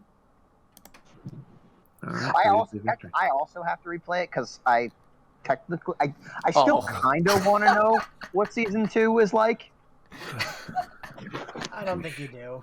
No. Look at this fucking lineup. Okay. Well, we were just talking about Walking Dead, but now Walking Dead is against Dragon's Dogma for the losers bracket. So. Oh, Mick, my friend. I think our voting order has changed again. So I think it is Graham. Yeah, so now it's Graham. With Dragon's Dogma. I'm sorry, we'll talk about it after. I can't bring myself to vote for anything that sure. Like, I might not have played all of The Walking Dead, but I've seen someone play it, which is basically the same thing. Can I throw something in? Can I just throw something in there for Dragon's Dogma? Dragon's Dogma, actually, its plotline is about how your choices don't fucking matter. So it's like a Telltale game. Like, that is actually a major theme of the plot. Wait, Jordan, did you just say so it's like Deltarune? I said so it's like a Telltale game. Oh, I thought you were going to say it's like Deltarune because... No. It's like a Telltale game, except... It's not that. So in a Telltale game, your choices actually don't matter. In Dragon's Dogma, it's all about the fact that your choices don't matter, but you should try having fun in it anyway. Yeah, it's self-aware. Yeah, like the opening, there's a quote when the game opens, and it's like the fun and ever novel pleasure of a useless occupation. Yeah. But yeah, anyway. I have to go to Walking Dead. Yeah, because you played the game. Yeah. Yeah. Taylor. Listen, despite every argument I've made today, I actually like The Walking Dead. I just have a lot of problems with Telltale. Yeah. So I'm voting... I actually will vote for The Walking Dead this time. 2-0. Christian. The choice was obvious for me from the start. It's Dragon's Dogma. We're going with it. Mick. I think I know what Mick's doing. Yeah, listen, I don't even remember what we were playing when I said this, but I remember playing something recently that made me shout, "I'm glad Telltale went out of business." I said it not. What was it again? It's probably during Tales of Monkey Island. Probably, yeah. Anyway, Dragon's Dogma, yeah. Yeah. and it's down to Well, Clay. Telltale need to go out of business. Like, Yeah, so they can come back and make the same mistakes. No, I'm so annoyed that they're doing the same thing again. It's like, guys, please, how many times do we have to teach you this lesson, old man? All right, Clanky. Is it still a toxic workplace? No, not the toxic workplace. In the Overproduction. in the sense that they're immediately like, hey, let's accept like 5 different contracts and make 7 of the same game again and again and again. Go ahead, Clanky. Yeah, it's Walking Dead. Okay. Walking Dead wins 3-2. Surprisingly. Hate to see it. XCOM Enemy Unknown versus Resident Evil Revelations. Are these both of Graham's picks again? Yeah, Graham got stuck with competing against Graham against Graham against Graham. Graham. The only Graham that can kill Graham is Graham. And Graham, you're voting first. It's a Gramapalooza. I think I'm going against XCOM just because, like, I'm not usually very much into horror games. Like, I think I'm very much in, like, same thing with, like, Taylor. Like, I have Resident Evil 2 now, and the only way I could ever play that is if I'm streaming with friends, because I hate the Mr. X so much. Yes, yes. Just because I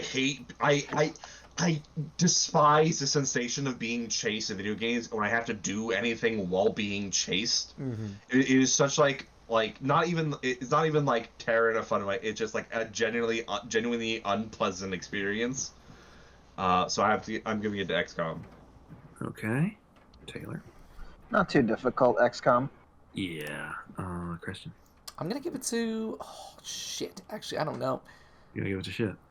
Fuck. So true. Look, I love Resident Evil 4 a lot, but I think I'd like XCOM a little more than Revelations. Okay. 3-0. Mick. Mick, right? XCOM. Okay. Do I hear 5-0? Yeah, you do. It's XCOM. Oh wow. Hey, we got a sweep. Our first sweep of the night. I think I saved it for nothing. Frog Fractions versus Spec Ops: The Line. Our second sweep of the night. Yeah, I was gonna say. Yeah. I don't know how this is gonna go. I think I do. Yeah. Taylor, I think you would enjoy Spec Ops because Spec Ops hates third-person and first-person military shooters as much as you do. But it still chooses to be one. Yeah. It is. It has to do to make the point. It can't. Listen, It can't be anything else. Its presentation does not excite me in any meaningful way. Yeah, no, that's the idea. It's not for you. Yeah, it's very much specifically to get people who don't like, who love these kind of games to force to ask questions about themselves. Yeah, but also, I don't like questioning myself. I mean, that's a major character flaw, but that's beyond the scope of the Yearlies. I don't like feeling bad. Look, when it comes to playing video games, there are people out there who do not like to play video games that make them feel like shit. But there are a lot of people that do, and that's where it comes into, like, like a game like Drakengard, for example. A game purposely designed from the ground up to make you feel terrible the entire time playing it, apparently. No, not entirely. If I remember correctly, though, the Drakengard has nothing to do with the plotline. It's just a really exactly. It's just not fun. It was made an unfun game, apparently. But we're getting off track. I have a friend who Spec Ops just because like of all the like everything that it means and is trying to represent and say. Mm-hmm. It is definitely very heavy-handed at times, but again, with a critique like this, you kind of have to be. Yeah. Like especially to quote unquote gamers. Taylor. Listen, I didn't want it on the. I had mixed feelings about it on the bracket, but you guys have convinced me that at some point I would enjoy playing Frog Fractions. Yeah, no. Taylor, you will 100% enjoy Frog Fractions more than anything you will ever get out of Spec Ops: The Line. Wow. That's kind of what I'm thinking, and that's why I'm voting for it. Yeah. 1-1. And I'm so Christian. I'm so happy that Frog Fractions got as far as it did. I really am. And seeing it go to Spec Ops: The Line makes me. It's like a Spartan death. Yeah. It's an honorable death. I vote for Spec Ops: The Line. 2-1. Mick obviously will make it 3-1, right? Yeah. Okay. And Clanky. I will also be voting for Spec Ops. 4-1. How did I become Frog Fractions' only advocate? because it was up against something that you know for a fact you wouldn't enjoy playing. Okay. That is very true. All right. Like it's designed to be unfun for the people who hate the genre and people who like the genre. I mean, only make me want it not to win more. But maybe it might. Let's see. I don't think it's. I'm not convinced that Spec Ops: The Line is gonna win, but Well, it's not gonna lose. yeah, exactly. You know, this next one, Game Dev Tycoon versus New Super Mario Brothers. Look, I have things I could say, but let's just go into the vote. Yeah. Game Dev Tycoon. Okay, Taylor. New Super Mario Bros. U. Beautiful. Christian, I think I know what you're doing. Game Dev Tycoon. Yeah. Mick. Game Dev Tycoon. Clanky. Game Dev Tycoon. 4-1. New Soup did fight valiantly. Yeah. A Spartan death. I did give it a vote. I will give it that. Okay. Now. Are we good to start the next round? Yep, and then Taylor's going to be the first one to vote on these next 4. Okay. So, Ooh, this one. Ooh. This one. oh Kid boy. Icarus Uprising versus Rhythm Heaven Fever. Wow. Wow. All right. Listen. Right now, on my my top games, Kid Icarus Uprising is not ranked because I don't I remember it, but like I don't remember exactly. Like I know if I play again, it's going to end up probably in at least the top 200, if not the top 100. But I don't know where. Rhythm Heaven Fever, if not for Rhythm Heaven Mega Mix, I already know is like in the top 50, and I'm pretty convinced that when I replay Uprising, it will not be better than Rhythm Heaven Fever for me because, honest to God, right now I'm like just craving playing. Like I have this thing on my backlog right now where once I play 100 games, I'm gonna just go replay Megamix and try to superb all of the games, and I'm so excited to do that. And I was just saying how when it comes to Kid Icarus Uprising, I'm not as into collecting all the panels because I feel like it's something you play once as a journey and then come back to it many years later. So Rhythm Heaven Fever. Wow. Okay. All right, and then it is immediately my vote, and I'm going to respond directly by defending Kid Icarus Uprising a little bit. I just want to say that Kid Icarus Uprising is not. It is the type of game where with every single chapter of the game, you feel like you're doing something different. The writing isn't just 2 characters talking to each other. Sometimes it's multiple characters all in dialogue, heroes and villains like teaming up together to do something, or they're talking to the player and breaking the fourth wall, and like the conversations in this game, like floor ice cream gives you health. Floor Can I ice play cream. devil's advocate though, Christian? What? You could make the argument that because the dialogue is always happening like as you play the game, if you're not into it, I think you could find this game very annoying. Well, yeah, if you're not into it, but thankfully Kid Icarus Uprising balances, its humor is much more. No, but I feel like it's like in subdued. the same way that someone who has a bad stigma with Borderlands 2 right away could make that same argument for Kid Icarus Uprising. Yeah. I'm just being objective. I think it's a great game, and I'm not annoyed by it. The thing is, I feel like the humor of Kid Icarus Uprising is not. It is much more unlikely that someone will be bothered by the humor of Kid Icarus Uprising. It is much more. I mean, Nintendo. Take it from someone who doesn't like the Borderlands humor but loves the Kid Icarus humor. Like I'll talk later. Yeah. For now, I have said my piece. I think the game has some of the best characters I've seen in any form of media ever, and it just brings a new experience every time you play it. So I'm gonna go Kid Icarus Uprising. I do like Okay, playing. 1-1. Hello, I'd like to be part of this conversation, please. Yes. Mick. I actually did want to play Kid Icarus Uprising at one point, but like look, Rhythm Heaven is. I probably won't enjoy it. So wait. I'm voting for Kid Icarus. Okay. Good one. And Clanky. Clanky. I think it's pretty obvious what I'm voting for. I love Kid Icarus Uprising. This is coming from the perspective of someone who absolutely adores Kid Icarus Uprising. I think it's an amazing fucking game, but I just think that Rhythm Heaven Fever doesn't hurt my hand to play and is still just as, if not more, enjoyable. And you're right-handed.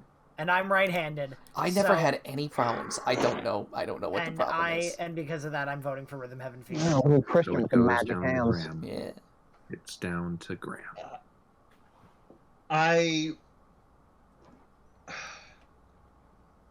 I don't think I'll ever really get into rhythm games. Oh, I am like Mick in that I ain't got rhythm. It's not out yet, Clanky. it was the initial blow. Yeah, but I plan on playing Kid Icarus Uprising more than I ever plan on playing Rhythm Heaven Fever. All right, 3-2, Kid Icarus Uprising. Yeesh. Yeesh. So, okay. Two things that we can't help but talk about for a while: Pokemon Black and White 2 versus Danganronpa 2. Do we need to talk this out? I mean, No. Okay. I adore both of these. I really do. And it's almost like weird to have to make a vote like this, but I know Black and White 2 is the preferred game for me. Okay. One. As much as I love Danganronpa 2, I have to agree that Black and White 2 is the preferred game. All right, that makes 2. Nick. Black and White 2. Wow. Clanky. It's Black and White 2. Graham, is this going to be a sweep? I just have to say that Black and White 2, like, even though it is the best Pokemon game, it is a Pokemon game, and you can kind of get pretty much the same experience from pretty much any Pokemon game. That is I not to go true. to White 2. I That is- disagree. I disagree. You're not a real Pokemon fan. game for children. Spicy. You have to come to terms with that eventually. Absolutely will not do that. At any point, I can pick up any Pokemon game and have enjoyed myself immensely. That is the thing. Black and White 2 has a dedicated hard mode. So does the first game. It's called Picking Charmander. Does that mean you're voting for Danganronpa, Graham? I am. Okay. That might 4 to have 1. been, that might have been the It doesn't hottest. fucking matter, so who cares? That might have been the No, hottest but take. you know what? I can't turn a blind eye to a comment like that. Yeah, no. I'm with you as well. Like, Yeah. Because it's because of people who think like that Pokemon continues to suck. no, that's not why. Listen, It's because Game Freak wants to put listen, marketability listen, first before anything. I was gonna say, listen, if Nintendo cared about our opinions, they would have made very different decisions. To be fair, it is Game Freak's decisions. It isn't that- Nintendo's. that But is true. I know that they basically are hand in hand, so it's really like the pot Yeah, calling the kettle black. no, Game Freak also doesn't give a shit about our opinions. I so. just want a Battle Frontier, man. Just give me a Battle Frontier. No, Okay. you get new rock Pokemon. Rockor. Look at this one. He floats and has buck teeth. His name is Rockor. He evolves to Rockman. Rockman evolves into I just know that we're like soon we're just gonna get like the orgy Pokemon. Oh, for fuck's sake. Huh? We already did. It's called Tangela. Hang Don't on. even start. What leads you to believe this, Taylor? Because you know what? There's only so many ideas. I feel like they would be bankrupt as a company before they did the orgy Pokemon. Well, no, but like, they're not gonna call it the orgy Pokemon. They'd be like the promiscuous Pokemon. The orgy Pokemon is wishy-washy. It's gonna be like a fucking Shin Megami Tensei boss, and it's gonna have It's like gonna be legs. fucking Pokemon Clover. Yeah, probably. Honestly. Hey, Oh, so, yeah. Okay, so Heading back into losers. Walking Dead Telltale versus XCOM Enemy Unknown. It's still Taylor starting off. It's still me. All right, this is an example of a game I've played versus a game I have not played. And I generally try to put games I've played over ones I haven't, but at the same time, I feel like I will like XCOM more than I liked The Walking Dead, so I got to give it to XCOM. Okay, Christian. It's gonna be XCOM from me, Chief. 2. Mick.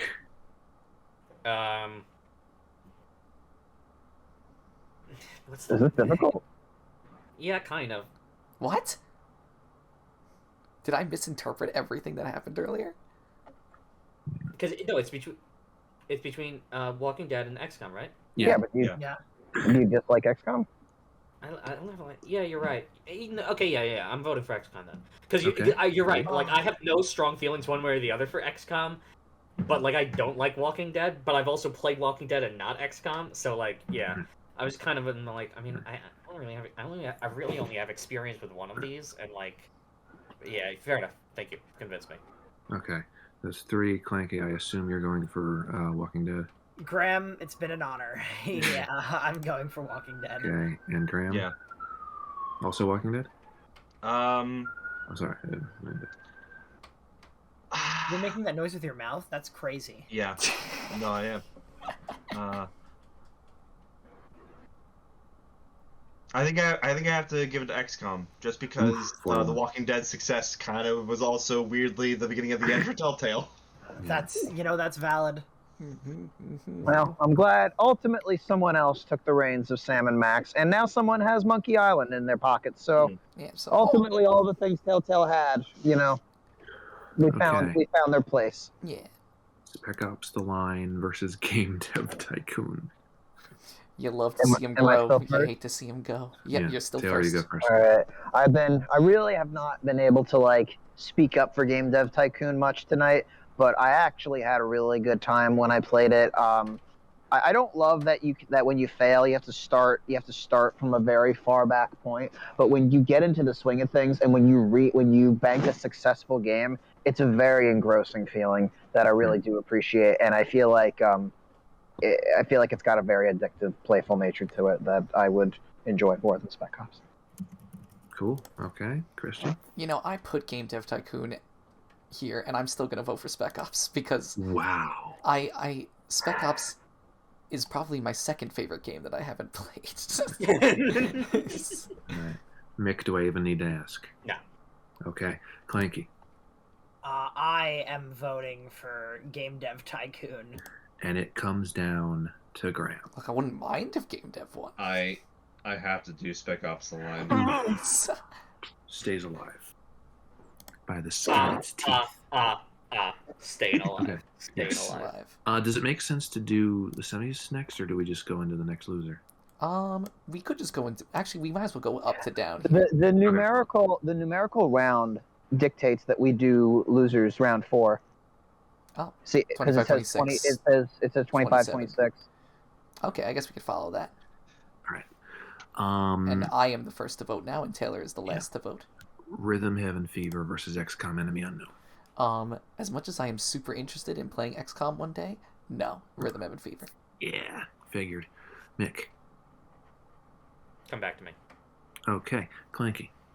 No question. It's Rhythm Heaven Fever. Of course. Graham. It has to be XCOM. Okay, 2-1. Taylor. Rhythm Heaven Fever. That true? Yeah. Yeah. Post for the And fans. Mick.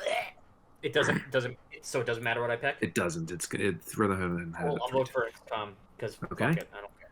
Rhythm Heaven wins 3-2. Dangonronpa 2 versus Spec Ops: The Line. So this is the boundary where a game that I haven't played is now dangerously teetering. Christian, I trust that you will make the right choice. There is no right choice in the Yearlies, my friend. I trust that you will trust your own judgment. You know what you've enjoyed versus what you haven't even tried. But what I've heard is so enticing. That's What you've heard is so enticing, but the game is... Christian. All of the emotions Danganronpa 2 made you feel, how much it infects your brain on a regular basis. Come back to me. Okay. Mick. Back up's the line. Yeah. Clanky. Danganronpa 2. Okay, tied 1-1. Graham. Spec Ops: The Line. But this isn't going to make my decision any easier. Taylor. Danganronpa 2. Yeah, and we're down to Christian. Christian, I just want to let you know. No more. No. I don't care. All I wanted to say is whatever Taylor and Clanky say, I will not hold whatever decision you make against you. Agreed. Likewise. Of course not. There's not really a particular reason why it's pointing me to this game. I just feel compelled to. We're gonna vote for Spec Ops: The Line. Unkillable. All right. All right, Rhythm Heaven Fever versus Yes. Spec Ops: The Line. Okay, this is where it becomes impossible. No, Christian. All right, we were playing like silly fun games before, but you know the answer now. Of course you know what the correct answer is. You know what the correct Of answer is. course, I know what the answer is. You silly He wouldn't goose. hold it against you last round. Now your friendship's on the line. Yeah. Look, Dangonronpa was like number on my top 75. Dangonronpa was like number 54. Rhythm Heaven is like number 25. It's Rhythm Heaven Fever. Okay. Mick. Spec Oh, Ops the Line. Yeah. Clanky. It's going to be Rhythm Heaven Fever. Yes, it is. Graham. Spec Ops: The Line.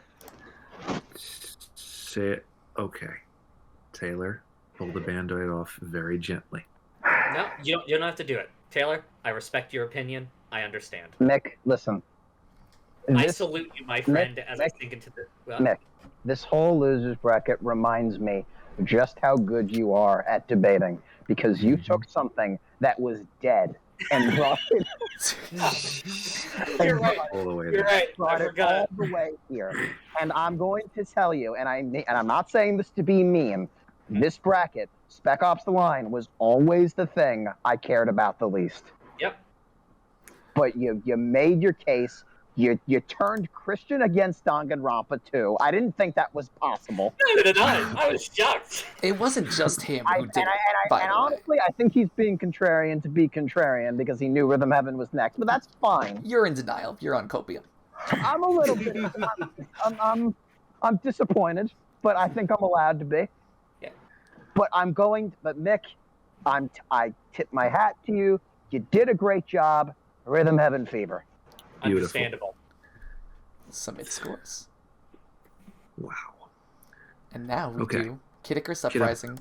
Versus Pokemon Black and White 2. All right. Should we just... I think this is the last one where I am voting first. Because we The did chorus 3. kids do not condone the killing of unarmed combatants, but this isn't real, so why should you care? Yeah. This is the last one where I'm voting first. Okay. Yeah. Well, my vote is obvious. Yes. It's just a number. It's just a numbers game. Oh. Pokemon Black 2 and White 2 is number 11. Oh Kid Icarus is number 6. But that Kid Icarus clearly means Uprising. nothing because Danganronpa 2 was. Well, with games that you don't play, they have a much more amorphous spot in your list, where it's like they don't go in the list because you haven't played them, but they still leave an impact on your life. You know, like Journey. Journey I like more than Spec Ops: The Line. Walking. But like Walking's my 50th favorite game. Jordan, that's not a joke. That's not a joke. That's a real game. Jesus. So you're going with which one then? Oh, Kid Icarus Uprising. Yeah. Okay. Mick. Pokemon Black 2. Okay. Oh wow. 1-1. All right, Clanky. I'll start singing my Ave Marias. All right.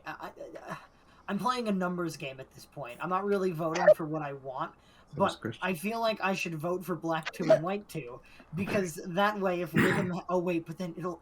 Oh, Rhythm Heaven's fucked either way. All right. Is all that right, I true? guess... Well, because either way, it's going up against Kid Icarus Uprising, and unless I make a play...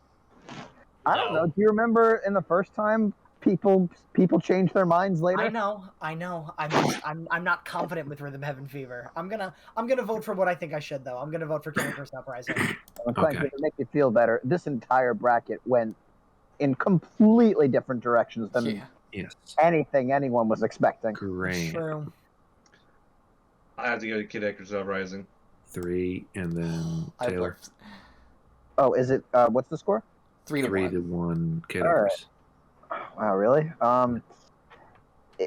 If we were going strictly off the main narrative, maybe Kid Icarus Uprising would be better because I do think you're right. Like the story is great. I don't entirely agree, Christian, that the level to level gameplay is always so different because at the end of the day, you are doing the two same variations over and over again, and I don't feel like they change it in They always, incredibly different they ways. always but, make like, it feel different because No, they have it- incredible they enemy have- variety. They have And- a very good settings and interesting narrative, but I do feel like I don't remember any particular levels over another except for the ones that I found frustrating. Like I won't even say, but I think ultimately when I go over what is a complete package, And again, just what I've been talking about this whole time, just what it represents to me, Pokemon. Okay. I am so 3 to 2 so Kid Icarus. happy that Kid Icarus made it this far, despite It's a being great racist. game. Despite being racist against All right. left-handed people, I'm so happy. Pokemon Black and White 2 versus Rhythm Heaven Fever. Mick votes first. I vote last. Yes. Pokemon Black and White 2 versus Rhythm Heaven Fever. Yes. Pokemon Black and White. Yes. Figured. Clanky. Ooh, Rhythm okay. Heaven Fever. Yeah. Figured. Graham. Black and White too. Wow. Okay. Oh. Taylor. Go to Christian.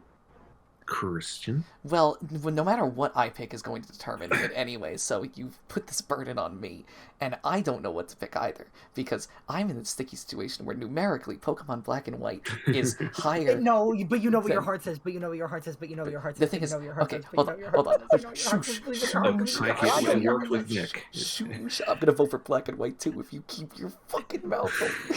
I won't speak ever again. No, don't do that. I love it when you talk. Yeah. But Sound good. Black Weirdly, and there's a part of me that wants to retract my vote and vote for Rhythm Heaven Fever. I don't know what it is. There's just like a little voice inside of me that's telling me to do that. Listen I to it, think- Mick. I think Listen to it. that at the end of the day, I just kind of have to eyeball it because neither game is technically on my top 50, but they're both represented on there by other games. So I kind of just have to eyeball it and say I did make a YouTube video because I liked Rhythm Heaven Fever so much. So we're going with that. Does that mean we're tied or? We are tied. Okay. Unless Taylor. Mick retracts his vote, I guess, if that's allowed. I don't even know if that's I don't think it is, but that like I retracted my vote, didn't I? Before. That is true. That you was did. the Mickening. I would say, Is I would that say, what we're calling it? the rule for retracting votes is you can retract your vote if the person after you has not voted yet. Okay. Okay, then I can't retract my vote. Cool. Taylor. Listen to your heart. Shut up, Clanky. I'm gonna say the same thing as Christian. You just shut your mouth. I will never speak again. Are we doing reruns already? Neither of these games are directly in my top 100 because of, Pokemon Emerald is my favorite Pokemon. Rhythm Heaven Megamix is my favorite Rhythm Heaven. And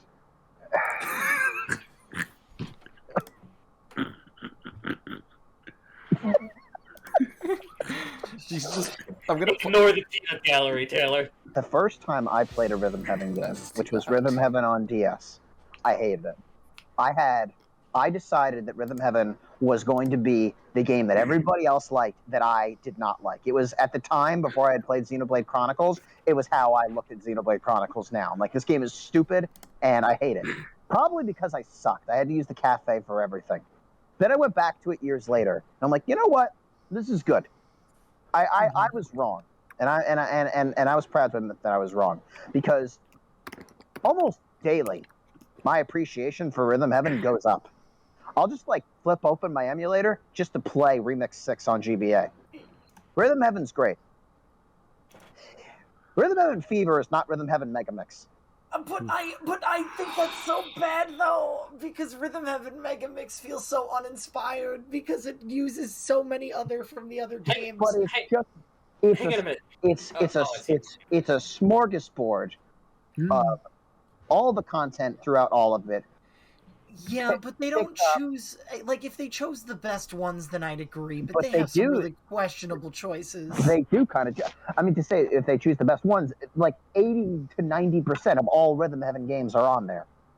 I mean, it's there are not new that ones. much. The There's new no way ones. it's that much. You know what, Clanky? There's quite a lot on there. Okay. I almost believe wanna it's. check that I believe it's a lot, but 80%.